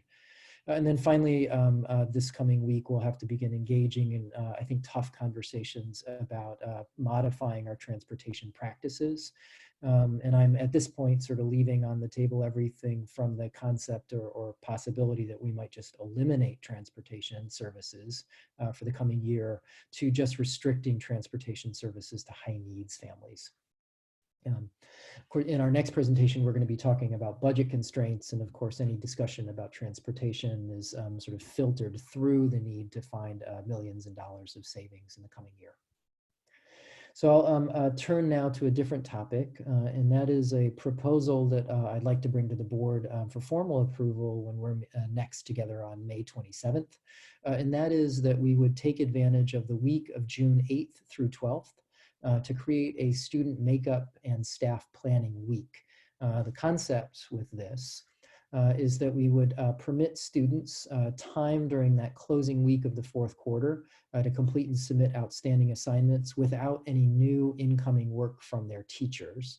It's also an opportunity for students to be able to communicate with teachers about late or missing work. For staff, relieving them of some instructional obligations, including office hours and assignments, would enable them to be able to collaborate with administrators and colleagues to reflect more proactively both on the fourth quarter and to plan with some of these planning assumptions for the fall of 2020. We also imagine, just to be really clear, that office hours would be suspended during that final week of the fourth quarter. To be very clear, we're not closing school, we're not ending the year early, we're just simply converting that last week to a makeup and planning week. The quarter-long calendar, though, remains intact. So we'll bring that to the board in a week's time. And then finally, just as sort of a preview, I do imagine that a similar 1-week planning period during the first week of currently scheduled instruction would be very helpful to us. This would be the week from August 17th to the 21st. I imagine that many things will change over the summer. And I don't anticipate that a single day of professional development at the beginning of the school year will likely prepare our staff for the many unknowns that they will likely be facing. We are not able to plan this particular week at this point because it's not clear to us that the California Department of Education will grant the waivers necessary for us to be able to make this sort of change to our instructional calendar. But I thought I'd preview it here, both for members of the public and the board, as something that I see as desirable given all of the changes that are taking place. And then to wrap up, just wanted to highlight some of the upcoming community and staff engagement that will be taking place, including 2 newly formed groups that are providing critical sort of consultation to me and other members of the staff on a variety of topics related to distance learning in fall. This includes an educator advisory committee. Here's a list of the dates that group is coming together, as well as a set of community meetings, again, to provide consultation on the fall and distance learning. And then we have a number of additional engagement events. They've been mentioned a few times this evening. They include an affinity-based town hall in collaboration with PCAD, that's the Parents of Children of African Descent, on May 26th, a Spanish language town hall on May 28th, a family survey that will be coming out this week about the fall, staff survey as well coming out, as well as additional engagement through that online interactive platform called Thought Exchange. And then we continue to rely a great deal on the Office of Family Equity Engagement to perform some of the targeted hand-to-hand outreach that is so necessary to ensure equity right now. As I have in each of my presentations, I want to assert again that we are committed to our community to receive feedback in an open-minded manner, to get better at what we're doing as we go along and learn so much. And then just one last time to offer a special acknowledgement to our BUSD students and families whose lives have been so impacted by COVID-19. Please know that we're continuing to do everything we can to be a powerful and effective community partner through all of this. So with that, I thank the board for the opportunity to present, and we welcome questions and discussion.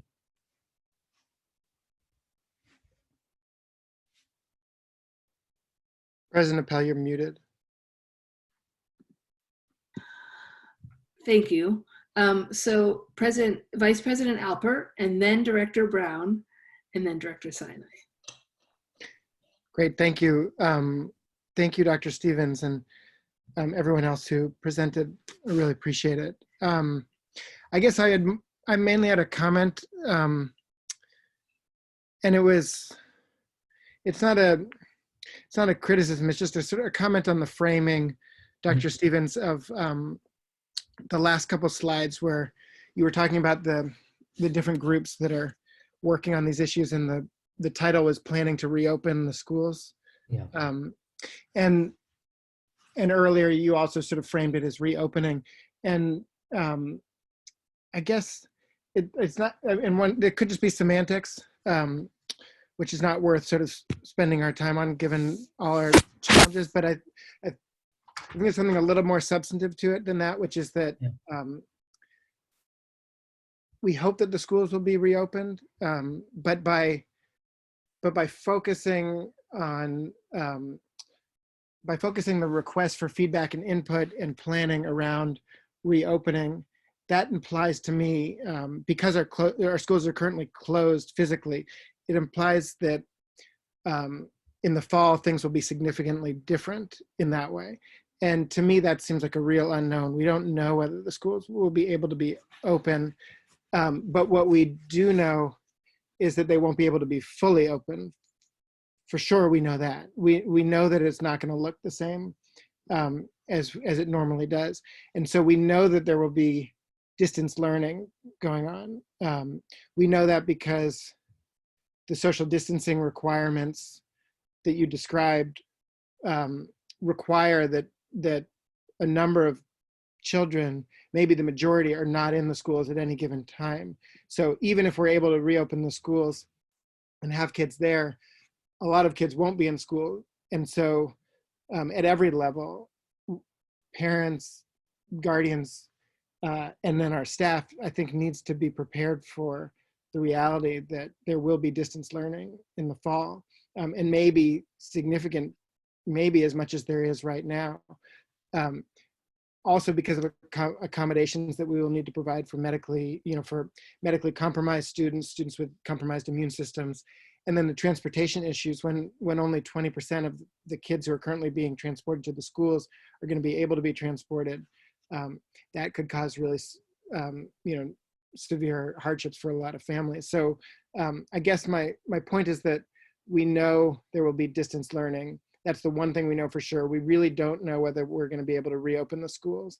And I think because of that, and I know we're doing this, so that's why this isn't really a criticism. It's more just a comment on the framing. I think that the getting the distance learning, improving the distance learning has got to be as high, if not the highest priority relative to all the stuff we have to do around reopening the schools, because we know we're going to have to do it. And this is also not a criticism of anybody, including our amazing teaching staff who overnight with no training and no preparation had to create a whole new way of teaching. But there's a lot of room for improvement in our distance learning plan. And for those of you, I say this as a parent and as someone who, like all of us, have been talking to a lot of parents. If you see what our students are experiencing right now, it's really kind of all over the map, and that's to be expected given how quickly we had to do it. But we've now got this time to plan, and I guess I just want to urge us to focus on that part of it. The proposal to spend the last week of school really getting the benefit of our master teachers and and other experts in the district. Their wisdom and planning around what to do in the fall, I think, is really important when it comes to distance learning. And then if we can, as you said, getting some time at the beginning of next year too. Anyway, I'll stop there, but that's sort of my pitch, is that that really be where we focus as much energy as possible, because I just, for one, see a real possibility that what we're calling reopening of the schools is going to be incredibly difficult to do. Not to mention, we're going to have to do it with far fewer resources than we even have right now. I appreciate all of those comments, and I do believe we're on the same page. I see these twin tracks as, I suppose, in my view, sort of being of equal importance.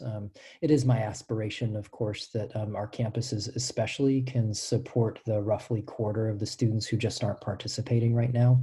And that's really why, from an equity perspective, I also want to invest time in opening campuses if we can. All of those community and district preconditions have to be met, and they're very daunting. And it may not be the case that we can open.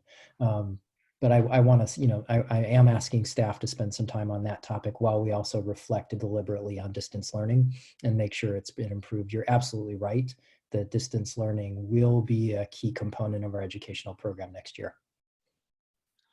Thank you. Yeah. And I am going to put myself in for one moment, Director Brown, and that is to say that, I think that, all of the opportunities, I know that you've been having Superintendent Stevens and talking with other superintendents. And, I think us as school board members, if we can also take time to learn from other school boards, because so far we've had to invent out of nothing, invent from nothing in no time at all.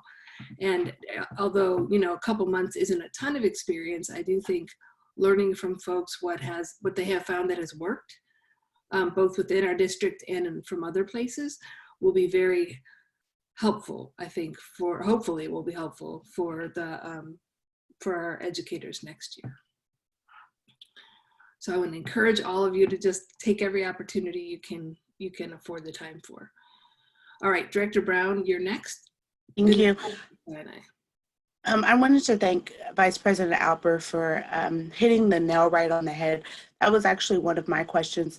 I'm eager to get our campuses back open. I'm sure everyone else is. But now is probably not the time. And I would like to hear more about how we're going to support families who, even when we do decide to open up campus, due to health conditions, will not be able to come back on campus. And I think that was something that was definitely missed from the presentation. And I'd like to hear more and to hear that those students are a priority as well. We're prioritizing those needs. I do have a couple more questions. President Appel, hope it's okay to take. Of course, yeah. One first is a suggestion. Thank you, President Appel, for talking about the need for seeing how we can reach out to other board members so that we don't have to reinvent the wheel when we come back in the fall, but we can use things that are already working well in other districts. And I also think it would be great that during that June 8th through June 12th time of no instruction during that planning week, it would be nice to use that time to do some student feedback surveys, just to gather information about how students are feeling about their distance learning programs. That'll help us plan for the fall. One thing that I think we're missing, and first of all, thank you, Student Director Hemp, for always bringing student voice to our meetings, not just your own, but from your peers as well. I think one thing that we're constantly missing from these conversations outside of Director Hemp's comments and remarks is student voice.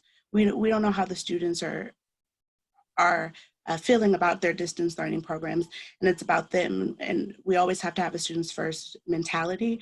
And so we need an opportunity and some space to hear from students to see what their experience is during distance learning. I'm not sure if that looks like I'm not sure if it looks like the activity that we did a couple of weeks ago during the town hall, but something similar would be nice to hear from our students. And then almost finally, as far as if we are given the opportunity to reopen campus, I saw a lot of information about testing and screening, specifically for students and staff. But we know that more than students and staff visit our campuses. So I want to hear a little bit about the plan for screening visitors who will come to our campuses. It would be nice to hear a little bit of information about that. Or how do we decide that what's the plan to limit the number of visitors on our campus? More importantly, actually. Thank you for those questions. All of them are very thoughtful. Yeah, I'm excited to get back the results of a student survey that we distributed about 3 weeks ago. We had about 2,600 secondary students respond to a 30-question survey about distance learning. It was just early this morning. In fact, I got a little preview of some of the results. There's some interesting things in there. I love the idea of using that final week as well to try to conduct some student focus groups, which is, I think, what you're suggesting we do. I think that would really round out what we got back from the survey and really benefit all of us.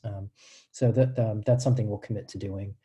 In terms of the screening procedures, of course, we're only trying to read the tea leaves right now. We're not getting comprehensive guidance from anywhere. I would imagine that we would likely be restricting visitors to our schools. Likely there would be sort of an area where folks could drop off their children. They would then be temperature checked and then sent off to their classrooms. I doubt very much we would have volunteers in our classrooms. I don't think there will be assemblies. There won't be field trips. All of this is in the event we can open our facilities to the small groups that I was describing. But I'm imagining that the hallways and classrooms will have to be restricted to visitors simply because we can't control that sort of inflow, and we're trying to minimize the risk of contact. Thank you. And lastly, I have some major concerns about bubble groups that you mentioned earlier for the group sustainability, in the group sustainability section, the bubble groups. I think one of my concerns is around scheduling for siblings and for families, and the potential that could be a scheduling nightmare if you have a third grader and a fourth grader who are part of the same family, but not necessarily on the same bubble group days. So I would like to see a little bit more there's an opportunity for growth there in that conversation around bubbling. Yeah, I appreciate that. I would say of all of the sort of concepts right now that the county health officers are discussing, bubble groups is the most problematic. And it's the one that superintendents, I think, are both critiquing the most, and we're just finding to be logistically the most difficult thing to contend with. The concept of a bubble group really takes apart a secondary school, a middle school, and a high school. We can't do it. And then it creates, it essentially sort of doubles the staff requirement of an elementary school if you're going to think about having all students in the building. We obviously just can't pull that off. And so we have to sort of work, if those really are the requirements, then we'll have to figure out how we satisfy those requirements and what is possible. And again, we're just working with ideas right now. There are no written plans that we get to grab right now. Everything's in front of us to do for ourselves. Thank you. You too. All right. So now I'm going to turn to Director Sinai. Thank you. I have a couple of comments and a couple of questions.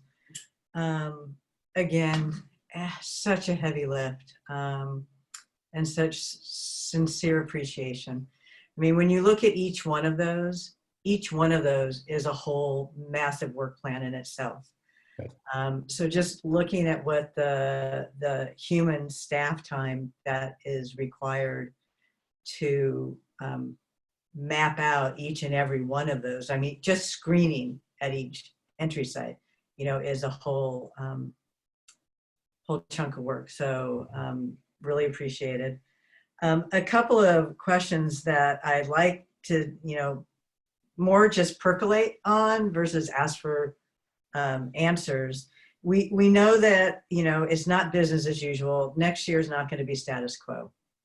So how do we work with our school community, both our administrators, our educators, our families, to be flexible in looking at the resources that we have and use them in the most intelligent ways?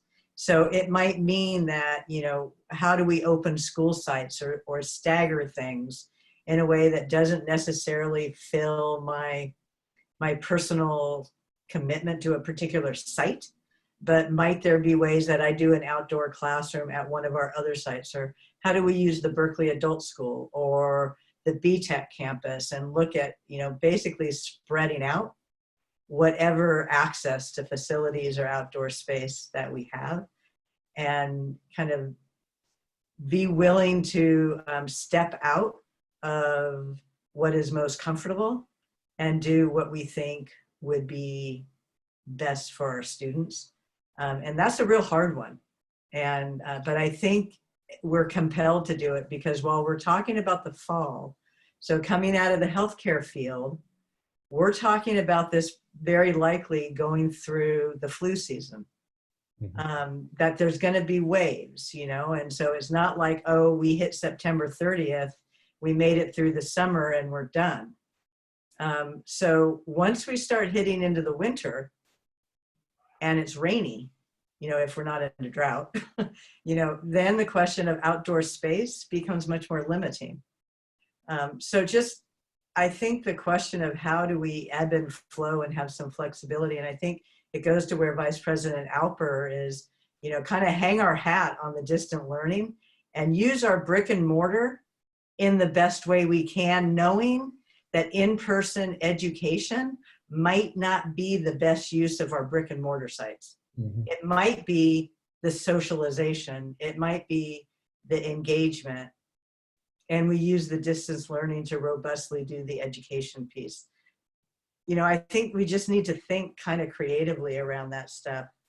I'm also concerned about whether it's bubble or whether it's the hybrid of in-classroom teaching and distance learning. Is a teacher can't do both.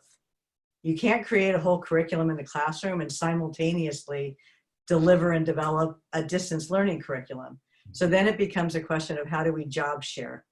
You know, and so it might mean you don't have the one teacher that you really hoped you were going to have, but it's a more of a team approach. So I want us to figure out how we work in partnership with our community, our broad community of families, to see what levels of flexibility, we can really look at as we design 2020, 2021, not the future of every school year thereafter, but the pandemic. And I'm sharing a concern from families because we're dealing with this at our organization is the Employment Development Division is offering unemployment insurance based on school closures. When schools start to reopen physically, even if it's not full-time, the other unknown in the external factors is what's going to happen in the employment world and what's going to happen with families who have to go to work or they lose their jobs and they're not going to get unemployment because they've said they're not going to go back to work. Or our teachers who are suddenly having their own kids still at home. And now they're still juggling the do the work while you've got your own 3 little children running around. So you talked about the external factors, and I just want to add kind of employment and employment resources in those external factors that we need to take into consideration. And then the last thing is, I don't know if we've thought at all about what our requirements are going to be or if the state has around timelines for immunizations and physicals for kids, because a lot of healthcare providers are not open. And are they going to be open for pediatric? I mean, Lifelong will be, but are other folks, going to be accessible? And are we going to give any grace time for entering students to make sure their physicals and immunizations have been done? I don't know if that's come up in conversations at all. I'm So not. those are kind of a laundry list of things. Yes, that's what I'm on that last question. I'm not aware of any flexibilities at this point. So that's something we might want to think about. Yeah. Thank you, Director Sinai. Those were great points. I have next Director Leva Cutler. You're on mute. Yep. Okay. Well, I'm equally impressed, with how much we have to digest and how much we have to plan for. I do agree that there's so much to think about, and I think the surveys that are given to the parents and to our students are really going to be help us see some of the concerns, the worries, and the challenges parents are having. And I agree with Director Sinai in terms of the parents, whether they're going back to work or not going back to work, or whether they're challenged by having a young child, because in the preschool level, and I'm talking county-wide, many of the child development programs are thinking of opening an AM and PM program, not full-day programming. So, and the private programs, childcare programs, several of them are closing already. 7 in our county have closed. And that's with families who, can afford for childcare. They can't afford to stay open and keep their doors open, not even for 10 children. So there's a lot of pressure in terms of what if we did distant learning, what are the access parents are going to have for, if they're working at remote, they can arrange something and need the respite in terms of schooling. But there's families that really have to go back to work and need the full-time school plus the childcare afterwards. So I think the survey results are going to be helpful us understand what are those barriers that families are going to have for distant learning or for coming into schools if we do the reduced classroom size. I think one of the things that's very important if we were to open up also is that parents want to make sure that there's assurances that all these protocols are going to be followed. And so who will oversee that and be the expert both at the site level, the classroom level, the site level, and at the district level? Because those things are going to be really important for parents to know that we have those in place and we're practicing it throughout the district. And so, whether it's the training, it's going to change some of our job descriptions. Some of us are going to have to be out there washing down and disinfecting. So I think those kinds of protocols are important to implement, but also who's going to hold the responsibility of these, very detailed protocols that we're going to have with students just coming into the door, into our schools, and parents. And also, you know, if we were to have and open up our school sites, I'm really concerned about how it becomes segregated, potentially, if we're saying only the students who are, you know, perhaps in need of care, then it becomes just possibly just our very low income, or possibly just our special ed students, our Black and Brown students. And that becomes problematic in a way in terms of seeing only those students are the ones that are coming in, and they might not want to come to school for that stigma. So I think we have to be also, I don't know how we manage that, but also have to be conscious of what would happen if we opened up to, and who would be the population of students that would be coming into our schools. I think I'd look forward to the survey of the students also, and especially our seniors who are exiting, because they're going to tell us what worked and didn't work for them during this whole process.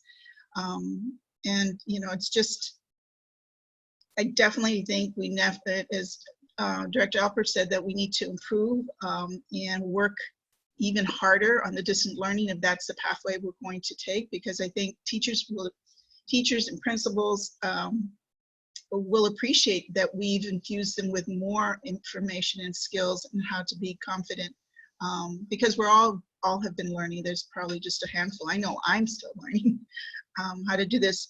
So, but I agree with also Director Sinai in terms of the partnerships we have to have with, and because it's my field in childcare to think about where the children are going to go before and after school, and how our child development programs also are going to be supporting students at school sites. If programs don't have the transportation, they're going to have to know that up front so they can make either accommodations. That'll mean possibly more children on public transportation or more students on Uber being delivered. So it's just a domino effect of what happens in our schools and how it impacts both the families at home and the school communities and all the services that families have, you know, after school. It could be the tutoring program down the street or 2 blocks down. But there's also an opportunity to also partner, you know, with our Berkeley libraries, who could possibly be a classroom, with the recreational centers that can also be a classroom. So there's spaces here in Berkeley that, you know, perhaps would be, otherwise you're not going to be using the library. So it might be a possibility of using those spaces for our students too. If it's a classroom, we don't have size within the school site. But I think it's, you know, there's, as I said, it's a rippling effect of what we do in the schools is definitely going to impact, you know, what our families' ability to continue the distance learning or not. And, you know, the support that they're going to need for that too.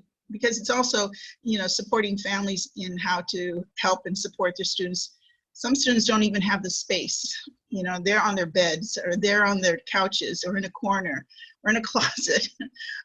So we have to figure out also what is that learning space that our students have to be able to be in front of a screen if that's what they have to do to learn. So I appreciate all the work that's going into this, and I know it's a big beast that, you know, everybody is attacking. I definitely agree we need to collaborate with other districts, and also for the private schools. I think you mentioned it, Superintendent Stevens, that the private schools have been doing the distance learning, and maybe we need to also go outside of our realm to see what else is being done in that sector. Thank you. Thank you, Director Leyva Cutler. So I still have Student Director Hemp, and then Vice President Alper, and I have a couple words I want to say. And I also want to make sure people notice that we've already spent quite a bit of time on this matter, and it's super important. But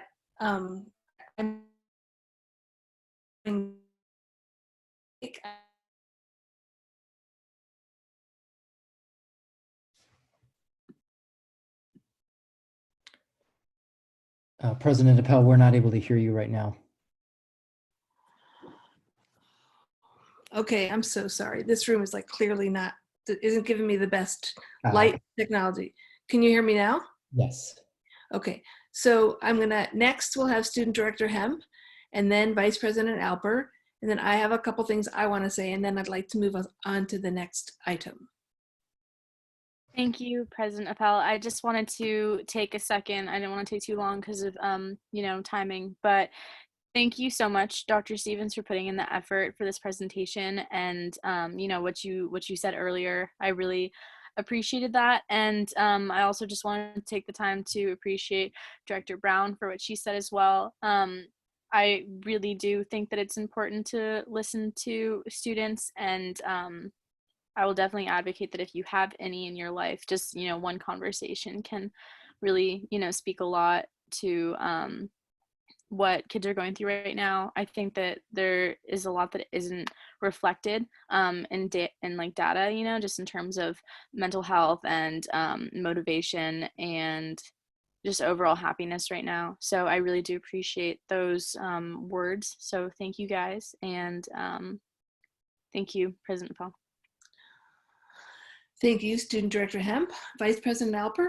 Yeah, I'll just take like 30 seconds. I don't normally do this, but two things that my colleagues said I really resonated with me, and I just wanted to second them. The first was what Director Sinai said about rethinking how we use our physical spaces. I thought that was really interesting and something that we should, really think about if as I was talking about before, if we know that we're going to need to do distance learning.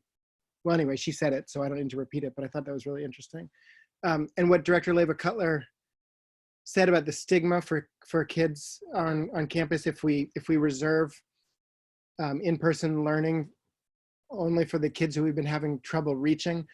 I completely get the impetus to do that, but I also that concern about about who those kids are and the stigma of them being the only ones on campus, I think is a real thing to grapple with. So I appreciated that comment, Director Leva Cutler. Do you have anything else to add, Vice President Alper? No, you're mute. I'm good. So I wanted to also echo, I really appreciate what all of you have said, all of my colleagues. And I thought what you said, Director Leva Cutler, about the stigma that could attach to the students who are not currently, we've seen plenty of data that has shown that the distance learning is exacerbating the the equity gap. And so, I definitely appreciate that the district is keeping that in mind and thinking of next steps. And I really appreciate you bringing forward that point, because I think that is another really important piece that we need to consider. I don't know, maybe there is no answer, I don't know. But I also wanted to say that, I don't know, I guess one of the things I've been thinking about a lot today is that we as a school board body really need to be strong advocates and maybe leaders of school board advocates, really asking the state to put together some more guidance. It doesn't have to be mandates, but just some help. And same thing with I don't know, I talked to you actually before you spent the 2 hours with the Alameda County Board of Education, so I don't know if they actually were able to provide any of the answers you were looking for. Were they? No, none so far. Those sort of, health guidance is still pending, and we don't know when we can expect that.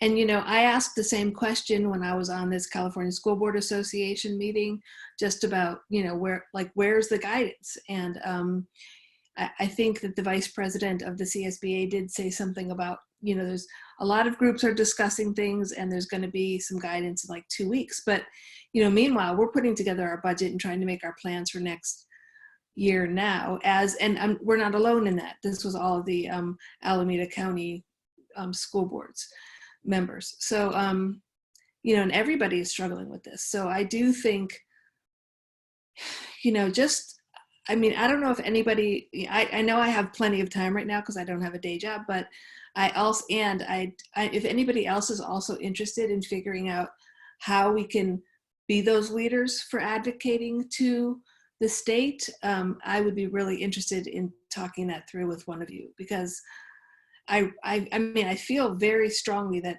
they're not hearing, like the governor, I don't know if he's hearing from school boards, or, maybe he's hearing from the CSBA, but, you know, and I don't know if Karen Monroe, like how much she is hearing, and we all know her. So I don't know. It's just, I really feel like Berkeley, I really feel like as a school board, we have a responsibility to be strong advocates and represent our district. And I agree that the people working within the district to figure out like all the options and to take all the things into account that that we've mentioned and that have come up in the town halls and in the like SBAC meeting and stuff, that I think that Superintendent Stevens and the other folks in the district are doing a really good job of doing that. But I really feel like what I heard from Brent this morning was that they could really use some guidance, more guidance from, you know, folks at the state and the county. And so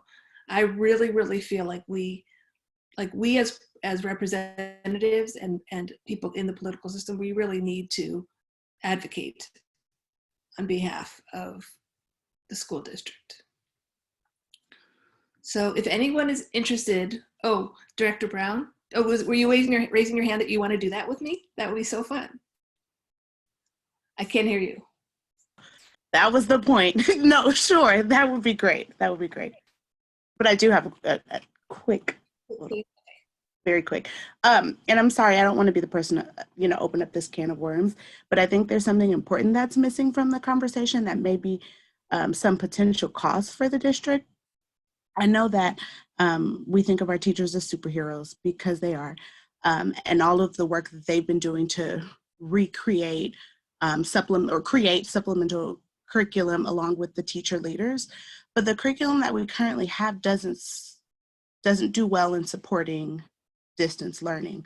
And so there's conversations around the country about distance learning curriculum.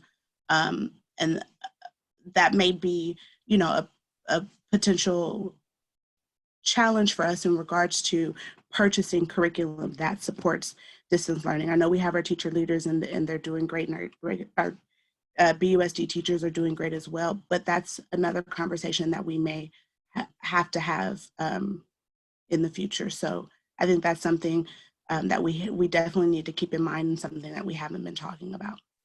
Sorry, thank you. No, thank you very much, Director Brown. And I wanted to say, like, I don't know if you guys have been catching and responding to some of these offers to help, but, you know, there have been some, you know, some of the parents in our community who have experiences distant learning and distant teaching. And I don't know how or if we can incorporate any of like the knowledge that they have, or even how we would do that and make that helpful to our students. And I think having someone from the outside kind of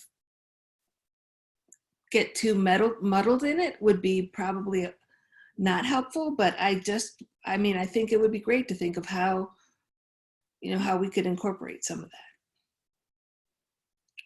some of those offers. Oh, wait, I have so many hands up. Oh, I think I already called on everybody. Is there anybody on the— I just have a quick clarification that I'd like to make. I want to be clear that when I talked about the immunizations, it was not with the intent that children should not be immunized. I really think we need to do everything we can to make sure our kids come to school immunized, but I think there could be challenges with it given the shelter-in-place orders. So it might behoove us to do some early education with our new incoming students that we are going to be requiring immunizations and physicals. And if we need to potentially partner with some providers, you know, to offer immunization, if people's personal providers are closed, you know, maybe we can look at doing something like that. But I didn't want to imply that I thought we should loosen up our immunization criteria. Thank you, Director Sinai. I don't think anyone misinterpreted you, but it's really good to clarify. You know, and that's another place where we might be able to access some of the resources in our community or in Berkeley to help make that happen. You know, we could, I don't know, set up some kind of immunization, you know, drive-by clinic, you know, where kids could— those of us who are old got our immunizations when we were at school. They Well, used to come in to kindergarten and we'd get our shots there. all right. Well, if there's no one else, I still have Alper and Hemps and Sinai's hands up. Are you guys done? All right. So we are going to move on. And thank you very much, Superintendent Stevens, and I guess the other, Jessica Lee, you're still on it, and Peter, did he leave? But I just want to thank you all for that very informative presentation. And now we are going to, I'm sorry, what? Oh, so now we're going to move on to the budget, May revise. There's somebody's background is I hear it. So just if you can be careful to mute yourself if you're not talking. And then Superintendent Stevens, do you want to lead this off? Because I don't know if Yeah, I'd be happy to. Thank you. I appreciate it. Yeah, so we'll now turn to the next sort of immensely complicated topic that we're all called on to resolve. I'll be joined in this presentation by Pauline Follansbee, who's the Assistant Superintendent for Business Services. I'm going to once again share a screen, and then we will present on the governor's May revise.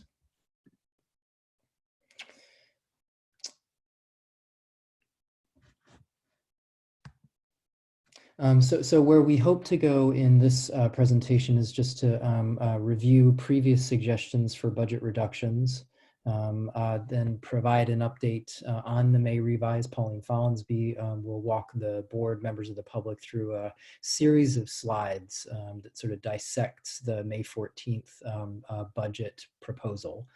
We'll then talk in specific terms about the implications for BUSD, both reductions to our general fund and to our LCAP budget.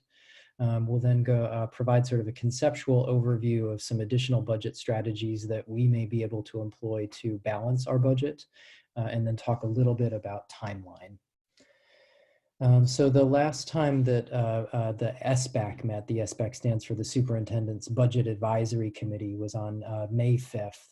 And at that point, we were tasked with trying to create a package of $2 million in additional reductions to the general fund. Those $2 million were to sit on top of the $1.3 million that the board has already approved as reductions to the coming year. At that point, we thought that a zero COLA, or zero cost of living adjustment allocation, represented the worst case scenario. On May 14th, we had to significantly update our worst case scenario when we learned that we now anticipate a negative 10% reduction in our overall local control funding formula. So this represents a very large reduction in our funding. We had talked in the last SBAC meeting about a number of packages that could be used to identify $2 million in additional reductions. This group one for $500,000 included some elimination of general fund contributions to programs, additional contributions from Fund 20, the application of fourth quarter savings because of school closures, and then a transfer of at least a quarter position from the general fund to the building fund. Another group of $500,000 in reduction included the idea that we might increase our rental fees for district property, to eliminate some more recently added positions for savings of $75,000, eliminated a mandated cost consultant in the business services department. We thought we might be able to provide transportation using BUSD buses for our high school athletics teams. It included as well the identification and elimination of some site positions, and then a moratorium on overtime pay. Now, all of these ideas were developed pre-COVID, or many of them were developed pre-COVID, I should say. And then the fourth group of $500,000 in reduction had to do with reconsidering yet again the ultimate funding source of the literacy coach position at Longfellow Middle School, some additional contributions from Fund 20, which is sort of a savings account set up for medical payments, and then the elimination of 3 TSA positions from the central office. These ideas have not yet been formally proposed to the board. They are still in the vetting stages. We share them, of course, because they were brought up in the SBAC meeting, and they represent a package of about $2 million in reductions. However, we now know that we will have to go well beyond that $2 million in reduction. And to provide more information about why, Pauline Follansbee, our Assistant Superintendent of Business Services, will walk us through a variety of information about the governor's May revise. Ms. Follansbee. Oh, thank you, Brent. So hello, everyone. Not bearing good news from the governor's May revise. Many of you already know that we're now having to consider a negative 10% COLA. So the governor indicated that we were going to be funded at 2.31% for the COLA, but it was originally 2.29. But then in terms of what was actually funded was a negative 10%. So this slide just looks at the initial thoughts. You know, we're acknowledging it's a crisis and it's much larger than a state or local budget crisis. And the Governor Newsom is in fact trying to get relief from the federal government. And then with this May revise came this term trigger on and trigger off. So the governor's thinking is that if he receives additional funding from the federal government with the HEROES Act, then there would be no need for us to trigger these deep cuts. But but the triggers will be on if we get no additional funding. So that's a term that's going to be thrown around a lot with the May revise. Of course, school districts, we have to use the May revision, even though it's so many uncertainties at this time. But this is the most current information that we have, and it's likely that the final budget will be different from this proposal. And of course, we're acknowledging that we're not only facing a budgetary concerns, but also a health crisis. And of course, we are also having to plan for reopening schools when we're not sure what our schools are going to look like. And also, we have to take into account significant reductions in funding. So on the next slide, this is just a little bit more of the thought. This came from school services in terms of the the governor's budget being significantly different from the January budget, which we already acknowledged. And then with us deferring personal income taxes, we actually don't know what our tax base is going to be. So the May revision is usually built upon actual personal income tax receipts and stable economic projections. And of course, this year, they're both missing from the projection for the May revise. So, of course, he turned to the, with plummeting resources, the governor turned to the local control funding formula. And he is trying to do that trigger off in terms of looking for federal funding. But we're also acknowledging that whereas this is pretty grim news, there is a possibility that we may get even worse news going forward. On the next slide, this just kind of quantifies in terms of what we were thinking about in terms of the LCFF funding in January's budget versus the May revise, and also the Prop 98 minimum guarantee for several years in terms of January budget versus May revise. And here is the COLA 2.29 at January. It was increased to 2.31. It's suspended and actually funded at a negative rate. And both the January and March proposals had no one-time discretionary fund. The thinking is that there will be, on the next slide, that there will be a revised budget. And we believe that as the state gets more information, they will probably be doing an August revise, which is something that I don't think I've ever heard of in the history of school districts. So we're in very unusual times, and we're facing a lot of unknowns at this time.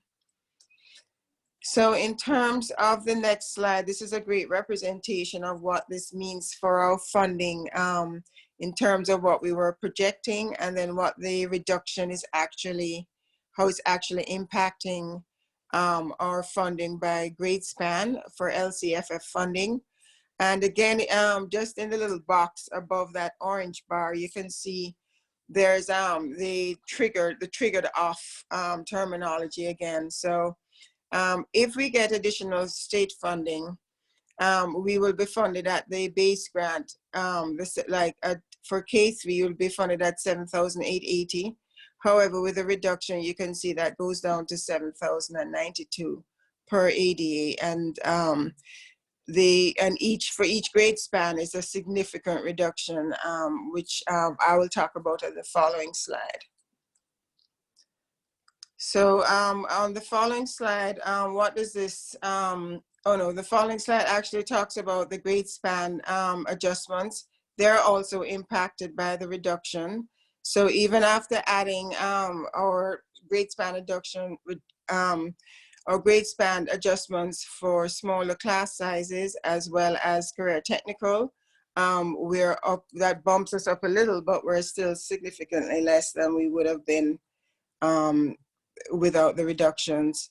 And this other slide looks at our supplemental grant. Of course, it's a percentage of a reduced amount. So overall, those percentages have, those funding levels have also reduced significantly. Our add-ons, for the first time, we're actually going to be reducing our add-ons by 10%. So we get TIG funding, targeted instructional improvement grants, and we get home to school funding. That's going to be reduced by 10%. And we're estimating what this means for the district. We have not gotten a revised calculator, but everybody's kind of estimating what the range would be. So this is our best, a ballpark in terms of how we think this impacts our funding. And this just looks at our COLA from what it was at the January budget to what we think it is. Now the effective rate is a negative 7.92. And you can see what that does to our base and supplemental funding. Our base funding was projected at 89.4 million. It's now 81.4. So that's an $8 million reduction. Supplemental, a reduction of 500,000. So an overall reduction of $8.5 million in LCFF funding, which is significant in our budget. So we're on the next slide. One further down. That one, correct. So, so this is a slide that goes through the change in terms of it shows that we're losing $8.5 million as a result of the reduction in LCFF funding. However, you can see that there's some relief projected for our retirement, our STIRS and PERS. The governor has reduced the employer contribution rates for 2021 and 21-22. So this is giving us a little bit of a relief, 1.4 million. So the net target is actually 7.1 million, which is a number that we've been discussing. So the next slide looks at the contribution rates. This is the PERS rates. We thought it was going to be 22.68, and this is a reduction of 2% to 20.77%. And on the next slide, actually on this slide, you can also see that there was a reduction for 21-22 and not significant changes in the out years. And then on the next slide, on the STIRS slide, you can see that in the body of in the actual text of this slide, it talks about the reduction going from 18.4 to 16.15. And then also in 21-22 going, being reduced accordingly. Increased by that, okay. So the next slide talks about how does this impact Berkeley Unified. So with the reduction in STIRS for 2021, that's giving us an extra $1.1 million. 2021-22, it's 1.1 as well. And then for PERS, a little bit significantly less, 300,000 for each year. So that total savings that's used in the target, the 1.15 was how we derived this amount. So while we're getting a relief for 2 years, our PERS and STIRS have drastically affected our purchasing power, which I will share with you in a later slide. Which is right now, actually. So this slide was very helpful, I thought. We had the recession in 07-08, which some of you may or may not remember. And in looking at our purchasing power, we've always tried to get back to that level of the purchasing power of 07-08 in terms of adjusted for inflation. But you could see in 1920, this is the actual purchasing power as a result of during the LCFF periods in the green section and pre-LCFF in the orange section. And you can see that we were getting closer. We didn't kind of get there. And as I mentioned before, it was due to our STIRS and PERS predominantly, the increase that was not projected when we were looking at the LCFF originally. But then you can see that we've had a significant decrease in 21-22. So this is definitely taking us away from our trying to get back to the 07-08 07-08 funding levels, which was the goal of LCFF. So in the next slides, we can take a look at our categoricals. So not only did the governor's budget impact our unrestricted general fund, it also impacted our categoricals. And on the next slide, you could see the impact to special education. Special education did not get the reduction, the 10% reduction, but they did experience the suspension of the 2.31% COLA. So that base rate funding, $645, it was $660 at May revise. So there is a decrease, but the governor did not apply the additional 10% reduction to special education. And then this other slide looks at all the other categorical programs that's still funded. And there's a pretty dire warning where we're told that categorical programs would be cut roughly in half. We have staff checking with CDE for each of the programs that we receive funding for to see if that's in fact the case. So this is a statewide average, but in some cases, some will be higher and some will be lower. So we've reached out for the CTE education, and we have staff actually looking at all the other, working with their CDE counterparts to get a realistic projection for 2021 for our categorical programs.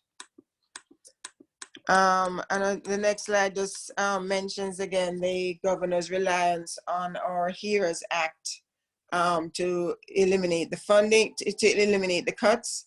But of course, there's resistance from the Senate as well as the White House in terms of moving forward. So we're waiting to see exactly what happens with the HEROES Act.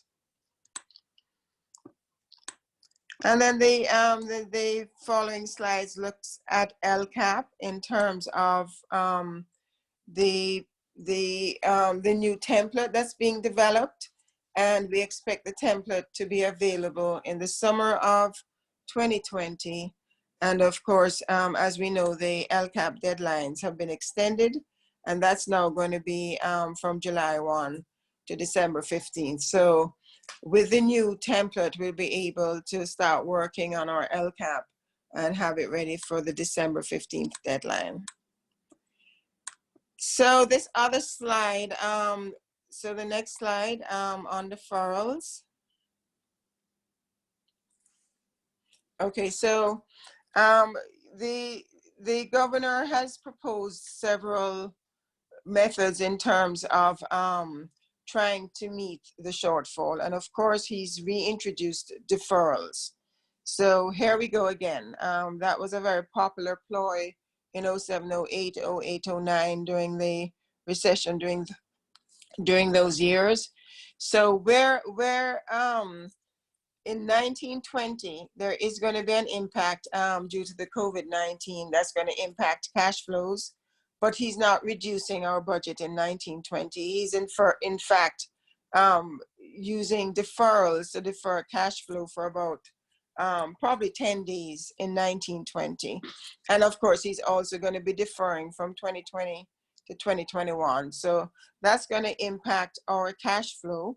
At the moment, we seem to be okay, but we're crunching numbers just in terms of the impact. Once we know what they, once we get the calculator, we can get a better idea in terms of our revenue.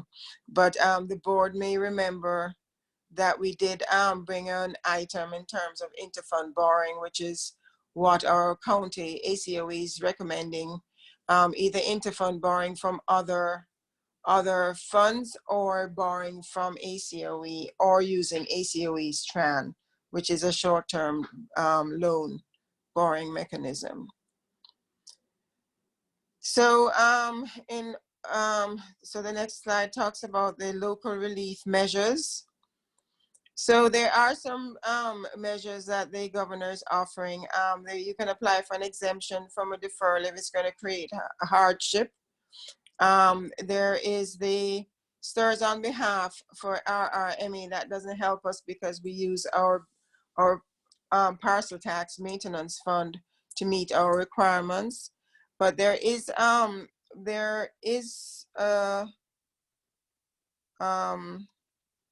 so there is one for special ed in terms of special education can staff to use technology-based options to serve students.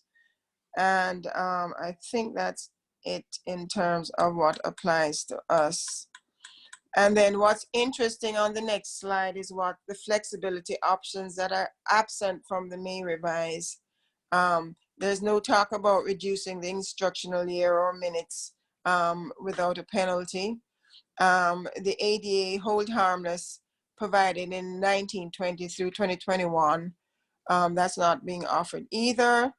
The suspending the contribution to the RRMA doesn't affect Berkeley directly. And then in terms of flexibility of using supplemental and concentration grants, that wasn't there either. And then the ability to sweep ending balances from categorical programs and restricted fund was not on the table either. So with that,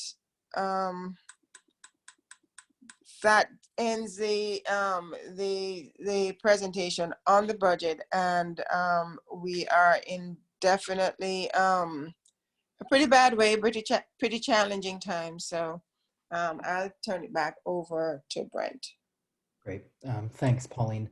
I'd like to spend just a couple more minutes sort of working through the implications of all of this rough news for public education, both on our general fund and LCAP. Pauline shared this slide previously. This is a representation of the total impact of the governor's May revise on the two budgets we're discussing tonight. So that's the base grant and our supplemental funds. You can see in total that represents a $7 million hit, about $5 million more than we had previously planned. At this point, we are only at the sort of conceptual stage of thinking about how we might be able to balance our budget. There are a number of tactics that we might be able to employ. We've got a lot of staff research, vetting, and communication in front of us to determine a set of realistic and practicable strategies to be able to close this large a gap. Among some of the strategies that I imagine we will try to employ, again with additional research required, is that we will scan the full list of our unfilled positions and try to draw from those unfilled positions options that I think may be able to yield some savings. As well, we may be able to increase the contribution of BSEP through the teacher template to our general fund. I think, though, at this point that this will require reductions in BSEP spending in order to increase contributions to the teacher template. We may as well be able to rely on some elements of savings because of the school closures. That could include transportation, which we discussed in the previous presentation, potentially the reduction of our transportation services, or in concept even the elimination of those services. We imagine that we may be realizing some savings to electricity, to garbage and recycling collection, and then as well some professional development that we might have implemented in standard times likely can't be implemented in school closure times, and we can collect that money and apply it to savings to the general fund. In addition, we may be able to modify some existing programs based on distance learning.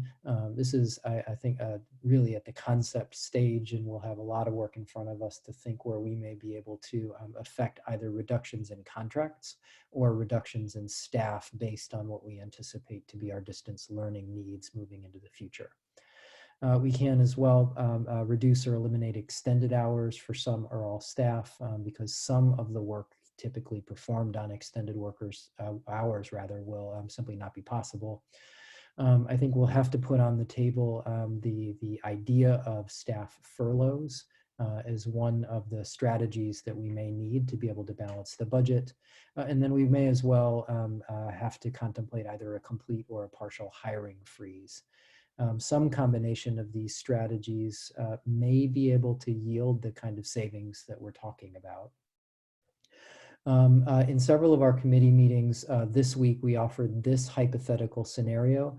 I'll sort of caution viewers and board members not to think of this as a proposal for meeting our budget balancing needs, but rather a way that some of these conceptual ideas could be braided together to create the kind of savings that we're talking about. So again, this is purely a hypothetical representation. So if we were to adopt all of the ideas presented at the beginning of this presentation, all $2 million of those previously contemplated proposals, that's $2 million. Line 2, if we can identify some unfilled positions to close and realize $400,000 of savings, that may add to the total savings. If we can find $500,000 in reductions to BSEP expenditures, including some of the newly contemplated investments, that may be $500,000.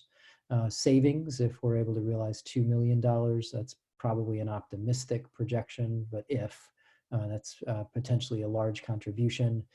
Reducing and suspending non-COVID professional development is likely to be a somewhat smaller contribution to this portfolio of savings, maybe $200,000. We might be able to adjust existing programs again that would likely produce layoffs or reduced contracts. Scored here in this hypothetical exercise is $1 million. If we were to eliminate extended hours for all staff, we could likely realize a savings of about $150,000. And then staff furloughs is scored here in this hypothetical exercise is $1 million savings.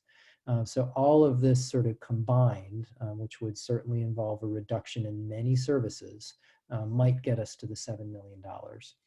I'm not convinced, though, that that's the totality of the exercise. There's likely a number of new expenditures we should contemplate that are coming from the many forms of feedback we're receiving just about this last quarter of distance learning. They might include increased mental health services for students, some Chromebook replacement plan, increased nursing support to a question earlier about who's going to supervise the potential implementation of health procedures if we can open schools. And then peer tutoring might potentially be another sort of supplement to the overall distance learning experience. The total of that scoring is $1,450,000. Those numbers may be wildly off, and we'll learn more as we research these. And that would then increase the total number of reductions that we would have to put into effect. All of this, of course, is very, very daunting.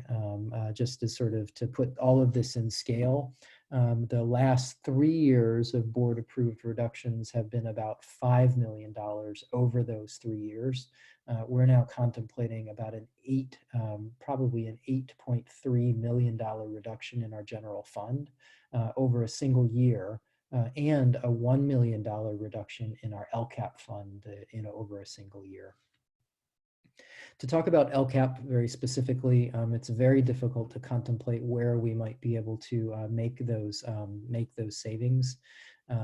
If we have roughly $500,000 again to be able to carve from our LCAP, and we're planning to add the literacy coach back into LCAP again, the back and forth on this particular position. This means that we have, if we eliminated extended time stipends and super science Saturdays, which are very likely not to be usable in this distance learning environment, we're talking about still having a $492,000 divot to our LCAP budget. So all of this is quite serious, of course. By way of next steps, of course, we're presenting this evening just as a broad overview on the May revise. We'll be working very hard over the next week to try and sharpen our thinking about potential strategies, and we'll update the board when we're together again next on the 27th. That staff research and communication with lots of stakeholders, I think, is going to be pivotal.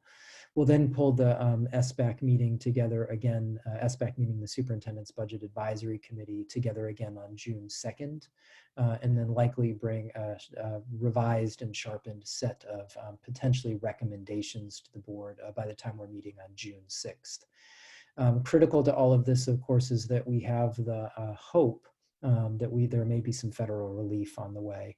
And so I think sort of, responsible fiscal stewardship requires that we engage in earnest in this budget reduction exercise, identify strategies to make the roughly $8 million in cuts, and then that we could walk back those strategies in the event the revenue is available. What I wouldn't counsel is that we hang tight for a month in the hopes that there may be federal relief. I think that we would likely find ourselves in a dire position if we weren't to approach this seriously and begin our planning now. So my thanks to Pauline for all of her work and her close attention to the details. We're now going to unshare the screen, and we welcome a discussion and questions from the Board of Education.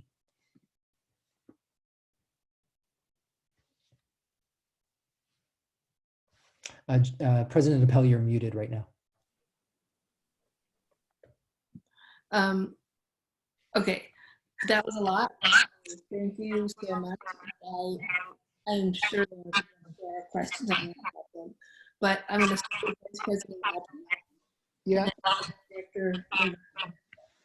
I think there's someone, Pauline, meeting or something. I think that was it. Did you just call on me, President Appel? I did. Okay. Thanks, and thank you, Dr. Stevens and Assistant Superintendent Follansbee. I've seen that presentation a couple of times now in the different committees, and it's pretty sobering. Oh, I also have to apologize how dark it is. I haven't been able to find a room in my house that has both adequate lighting and no other family members in it. But so anyway, sorry about that. Just a couple quick comments. We do have, and this was, I think, thanks to the wisdom of our former colleague, Josh Daniels, who really pushed us to create essentially a rainy day fund for the LCAP, for the supplemental funds, which is fully funded now with $1 million. And I think it was this kind of financial crisis that that the board anticipated being the appropriate time to use those funds. So we're better able, I think, to weather a reduction in our supplemental funds than other districts who didn't have the foresight to do that. So so just a reminder that right, Dr. Stevens, we still have that $1 million. That's correct. And in addition, we have about $192,000 in unspent carryover also attached to our LCAP budget. Okay, great. I really appreciate the conservative approach of identifying these cuts as drastic as they are, even though there's this potential for federal relief, because that, if we're relying, we were talking about this earlier, Dr. Stevens, but if we're relying on Mitch McConnell to bail us out, then, I think we're deluding ourselves. I think we have to assume zero federal dollars. And if we get any, then we can start walking back in a prioritized way, like you suggested. So I really think that's it's a painful approach. And when we're talking about positions, we're talking about people and our colleagues and people who are doing great work and programs that are serving kids. And so it's a painful discussion to have, but I think it would be irresponsible not to have it. And so I think that that's the right approach, and I wanted to sort of endorse it. And then the last thing is just, and tell me, Assistant Superintendent Follansbee or Dr. Stevens, if I'm not thinking about this right, but some of the cuts, the potential cuts that you've sort of floated, both the $2 million that you've previously floated and some of the things that you just talked about, seem to me to be essentially one-time cuts, savings related to the closure of schools, for example, that if we really are able to reopen schools, and let's say we can't reopen schools next year, but in a year from now, we're going to have those expenses again, but there's no reason to think that we're going to all of a sudden be made whole by the state in terms of our funding. It took about a decade to get back to 2007 funding levels after the recession, right? So shouldn't we be, if we think that we have to if we think that we have to cut, let's say $7 million, shouldn't we be trying to identify $7 million in ongoing cuts? Or is there some justification for populating that $7 million with one-time cuts? So I can respond to that. That's a good question, Director Alper. So what we've presented is just the impact for 2021. We have not gotten the implication for the out years to do a multi-year projection.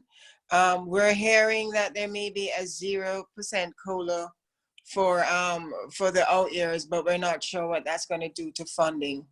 So I think some of these cuts, even if they're one time, we would then have to address balancing the budget for the following year when we know the implication and the target for that year.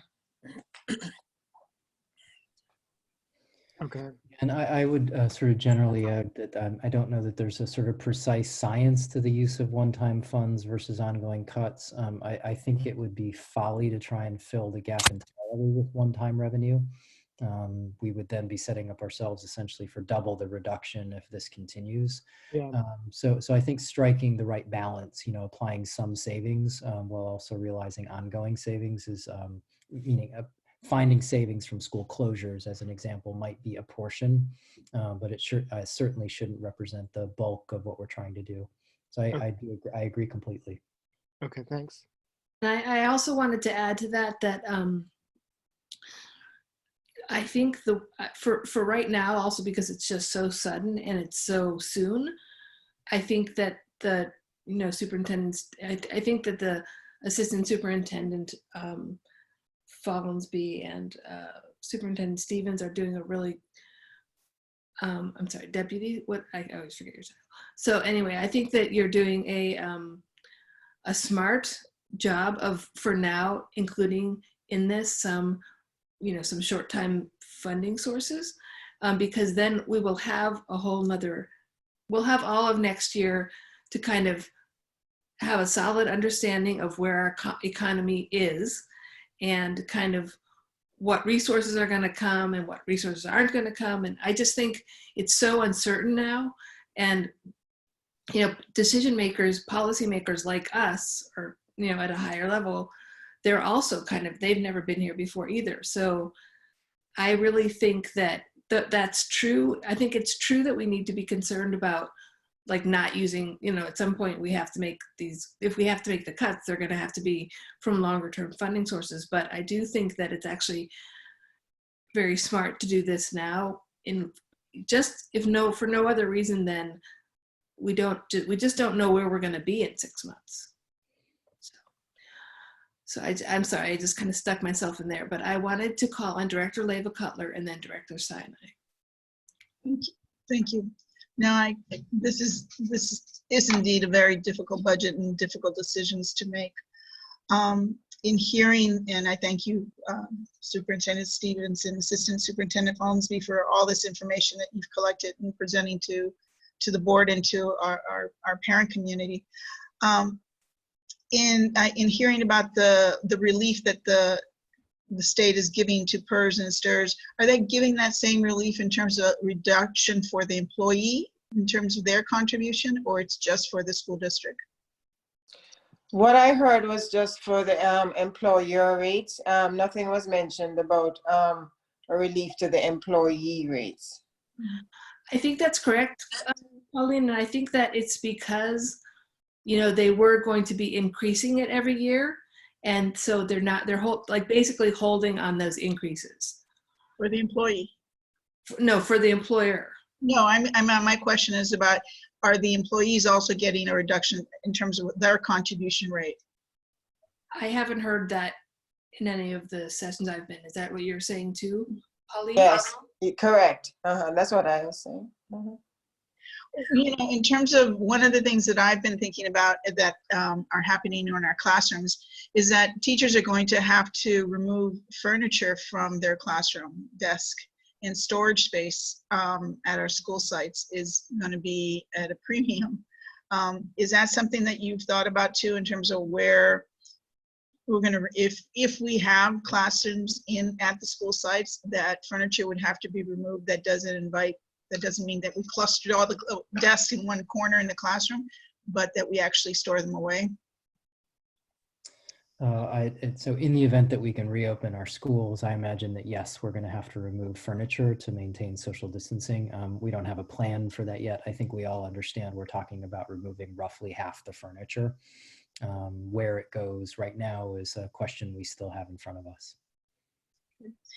And not to take away from the voice that we all have, but this is also a time when we need to advocate to our Congress, because our senators have already passed it, but now we need our Congress to really push forward. And so on our part in advocacy and getting that message out to parents, this is the time to call and make your voice known in terms of what is going on and what can happen and how it impacts our school district. So I think, however we can push out the message for parents to have the information to make a decision about calling their congressional representative. We know we have that support from our representatives, but the more people do this throughout California and throughout the nation, the better our voices will be heard about what they can make a difference on in our schools. So whatever information we can push out, I would appreciate. Thank you. Director Sinai? Hi, thank you, Dr. Stevens and Assistant Superintendent Follansbee. It was a powerful and intense presentation. I want to appreciate Director or Vice President Alper's comment around the LCAP reserve because LCAP has already been cut. It's already been reduced due to the projected lower number of unduplicated students. So, and I think the chances of us increasing our unduplicated count in the coming year due to unemployment and the economic strife that is particularly hitting our lower income communities is going to actually increase the demands on that population versus alleviate it due to the lower population numbers. I was a little confused by the governor's message around the Title I. Okay, so sorry.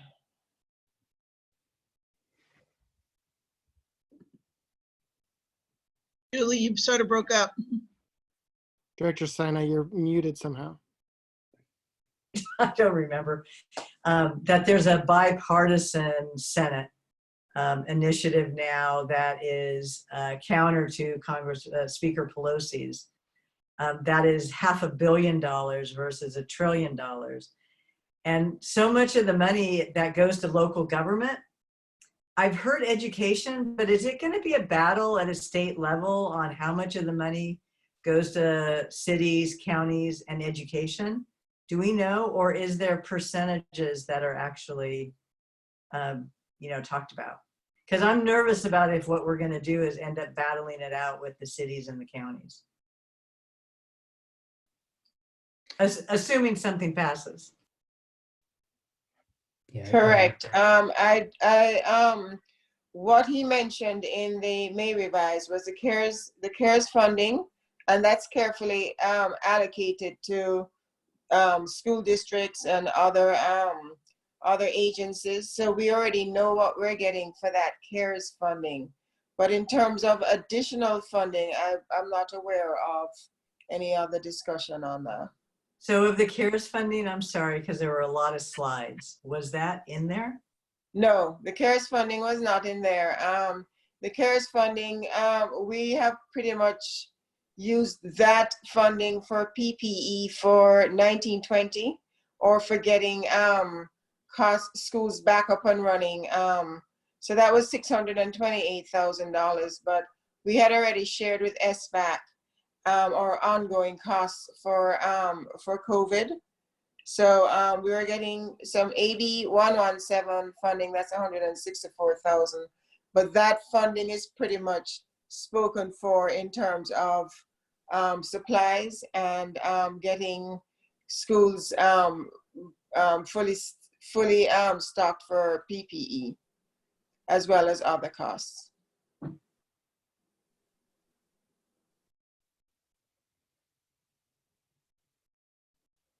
I now have, well, Director Leyva Cutler, did you already ask your question?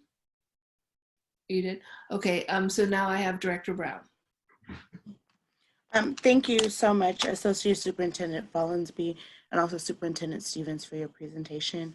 And also Vice President Appel for your comment in the beginning. I remember in our January meeting, there was a bit of concern around the LCAP reserve and how we would use that or the policies around it.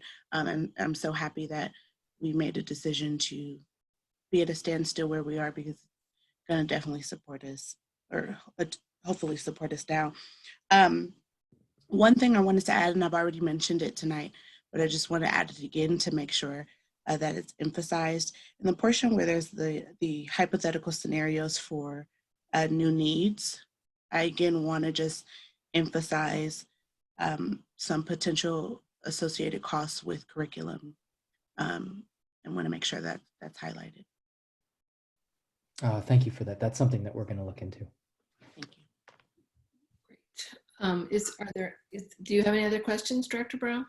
That was it. Well, I was going to ask, thank you for getting her title right, Associate Superintendent Follansbee, if you can maybe just explain a little bit again how the funding is going to work, and like what the trigger is exactly, and how somehow the deferrals are going to, somehow prevent, I don't know. And then at some webinar I was on today, someone talked about the government can actually, and they've done this before, suspend the trigger. And so I'm curious to know what you've heard about that, and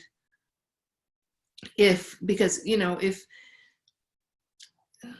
don't know, from what I understand is actually if there's this new date for the layoffs, which can be, the notice can be in August instead of March, and I don't know. It was really unclear to me in the webinar I was in earlier today how this all fit together, and you had a lot of information, and that's great.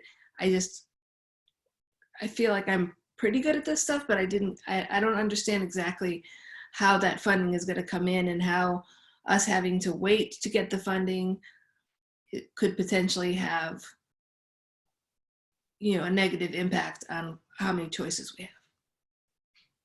Okay, so in terms of the trigger, the negative 10% will be triggered if we do not get additional funding. And the governor is counting on the HEROES funding that is currently going through the political process. And we're not sure, it's more than likely we're not going to get that additional funding. So there was a slide that had the orange section that talked about what the reductions would be. And that's a trigger on. It's triggered on if we do not get the funding. It's triggered off, which means they would not make the cuts if we get the funding. And in terms of deferrals, it's almost like a shell game, somewhat by the state. What they're saying is instead of giving us our money in June, they will defer that payment to July, which will help their cash flow, and it will not impact our budget because the district can book a receivable, but it may in turn impact our cash flow. So they're just deferring. That's one of the methods for them to cope with the lack of cash, is to defer the payment to districts. Instead of paying it in June, they would pay it in July. Okay, because they went at this webinar earlier today, they talked about how that can actually impact the trigger, and also, you know, just, and so I was curious to know, I don't know, let me look at my notes and then I'll call you afterwards, because maybe what I'm saying is it's a little bit confusing, because like they clearly have an incentive to not allow the trigger, and so maybe they'll just suspend it, or maybe they'll try to work around it. I don't know. You're on mute. Sorry. Okay, so we can discuss that further. Yeah. Okay. I think I see I see Director Brown and Director Sinai still have their hands up. Director Sinai. The webinar that I heard this morning it was a good reminder, actually, that the legislature hasn't weighed in yet.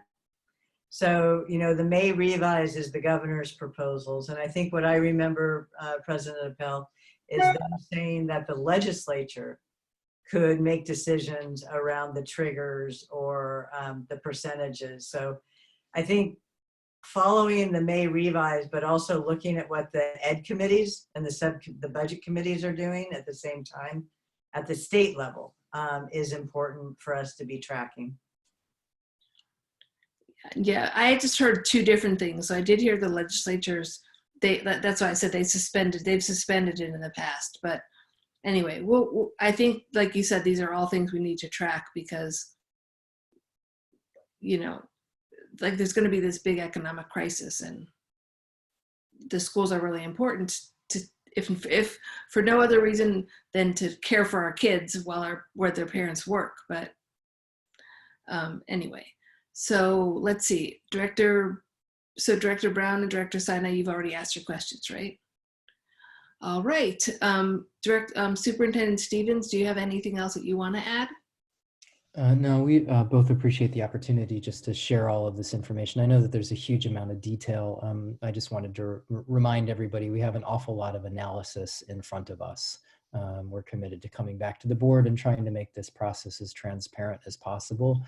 And then my stance, I think, fundamentally is that we'll act as if all of the proposals are true, and then be happily surprised if there's good news in the future. But I tend to sort of take the realist's view of the economic hit of COVID-19 in California, and think that likely through the coming budget deliberations, there's not going to be a huge amount of relief from the state. Mm-hmm. And so I think it's just sort of best that we prepare for what might well be the sort of worst case scenario that the governor has laid out. Great, and I can say that I really appreciate that, because I think that's somewhat conservative view. We can only end up, then we're not going to be unpleasantly surprised. So, and I also really appreciate, maybe I've said this already in this meeting, but I also really appreciate how many avenues you have provided for different members of the school community to be engaged in this process. And I think doing that so broadly is really, I think, a testament to hopefully people at least feeling like they had input into the decision. I'm sure there will be some people that are not happy with what we decide, but I really appreciate that. Yeah, thanks for that. We're doing our best. All right. If there's no other, is there anything else that you would like to say, Ms. Follansbee? No, I think that's it. Yeah, we're just happy to be able to present this, even though it's bad news. We're bringing additional information to the following meetings. Yeah, we also really appreciate being caught up on this, and also by doing this, this is available to the public, even beyond the people who are still on the call. So thank you for providing such an extensive presentation to all of us. So that being said, I do want to see if there I'm going to close that item, and I see that Peggy Scott has her hand up, so I'm going to go to extended public comment. And so if you're somebody who wants to make, to speak, now would be the time to put your hand up on this, on the participant list, on the attendee list. And I'm going to start by calling on Peggy Scott. So thank you so much. My name is Peggy Scott. I'm on the Sexual Harassment Advisory Committee. And Directors and Superintendent Stevens, first, I just want to thank all of you for your work during this terrible time. It's amazing, and I can't imagine it, and thank you. I also look forward to students returning to school, but I'm very aware that the same students who walked out in February and occupied your building, demanding that you do a better job of keeping them safe because of serial rapists who were named but whose behavior was not stopped, they will be back in school as well. And I know that funding's terrible. The whole country is worried about this. But there is something that you can do. It won't cost much, and it can have a huge preventative effect. You probably have not paid a staff Title IX coordinator since March 1. Hopefully you've saved a nice chunk of money there, probably over $50,000. And you can plan to build capacity in the schools, no matter who the new Title IX coordinator may be. During this time of shelter at home, please consider hiring one person from a TICSA to do a 2-day Title IX training for all administrators and relevant staff. You can train every one of them while students are not in the buildings. Give them all a sense of joint responsibility for school climate, and do this soon, in a few weeks, with required attendance and everyone on camera. Because for this district, there's a very great cost in doing nothing. You can help prevent future sexual assault, and this is a pragmatic, inexpensive way to do it. Get everyone on the same page. They'll feel partnership and understand that they have both personal and institutional responsibility for the situation. Because the fact is, those individuals have that responsibility, whether or not you train them. And that's unfortunately why people sue. You can even pair this with an additional day or two of MTSS or PBIS and harness the power of our school administrators to support African American students as well, or some other project, whatever. But taxpayers are not happy watching our tax dollars go to settling lawsuits. If you're going to pay out sums of money, please get something for it, a safer school climate with staff training. A TICSA, 2 days in the BHS courtyard or on Zoom, maybe even before June 12th. Because when you rewrote the expulsion policy, you were never supposed to suspend all discipline, but that's exactly how policy and AR are being carried out. You removed every carrot from every stick. Students who offend know they will walk. It's just terrible. This would be a very smart and preventative measure, and I hope you will consider it. Consider particularly coaches as well as administrators. Coaches have not been trained in Title IX, and they don't know when there's a no contact order against one of their athletes. They don't know that they can take a moral stand the way the students on the soccer team took a moral stand when their coach didn't really want to. Your administrators and coaches cannot know what you don't tell them. And right now you have a captive audience and a unique opportunity for training. So thank you very much for listening. I really appreciate it. Thank you, Ms. Scott. And I have Lilana Spindler. You have 3 minutes. Good evening. Am I on? Yes. Okay. Right. Yeah, I also see that you just have a lot of work ahead of you, and I respect what you're doing. I'm a Berkeley taxpayer, and I'm an educator in another neighboring district. So I'll get right to the point. I'd like to let you know that there's some disconcerting accounting practices at work, which result in the loss of thousands of dollars in revenue from the school district. Many homes and buildings in Berkeley are not taxed for all their dwelling area and not in the manner approved by voters. This saves some households thousands, and hence thousands less find their way into the school's budget. Our organization has documented $500,000 in lost city and schools revenue in the last 10 years, and over $500,000 in county revenue in the last 10 years. A large percentage of which comes back to the schools, of course. This million is only from a handful of streets surveyed and houses for sale. You can Google 4 of these grossly undercharged homes on the market right now. 2931 Piedmont Avenue, 2319 California, 1933 Yolo, and 3107 Beacon.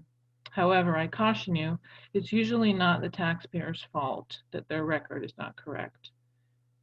Have you ever wondered why the Berkeley schools don't have enough money and always need to ask voters to approve new taxes? Well, this is one of the reasons. Coupled with this injustice to the schools, there are a few unfortunate homeowners who are charged for non-conforming space, which is not part of their dwelling. These lucky taxpayers are also a victim of this scheme, and I ask for our plight to also be considered. According to our research, the overwhelming majority of the problematic tax records are those that are undercharged, and there's no good reason for the schools to continue to shortchange the families when a simple correction of the accounting records could remedy both. Thank you for your time. Okay, thank you, Liana Spindler. And I think with that, I don't see anyone else who wants to speak. So I am going to call this meeting to a close at 10:13 p.m. Thank you all for your time and Thank you. Thank you. Thank you, President Appel.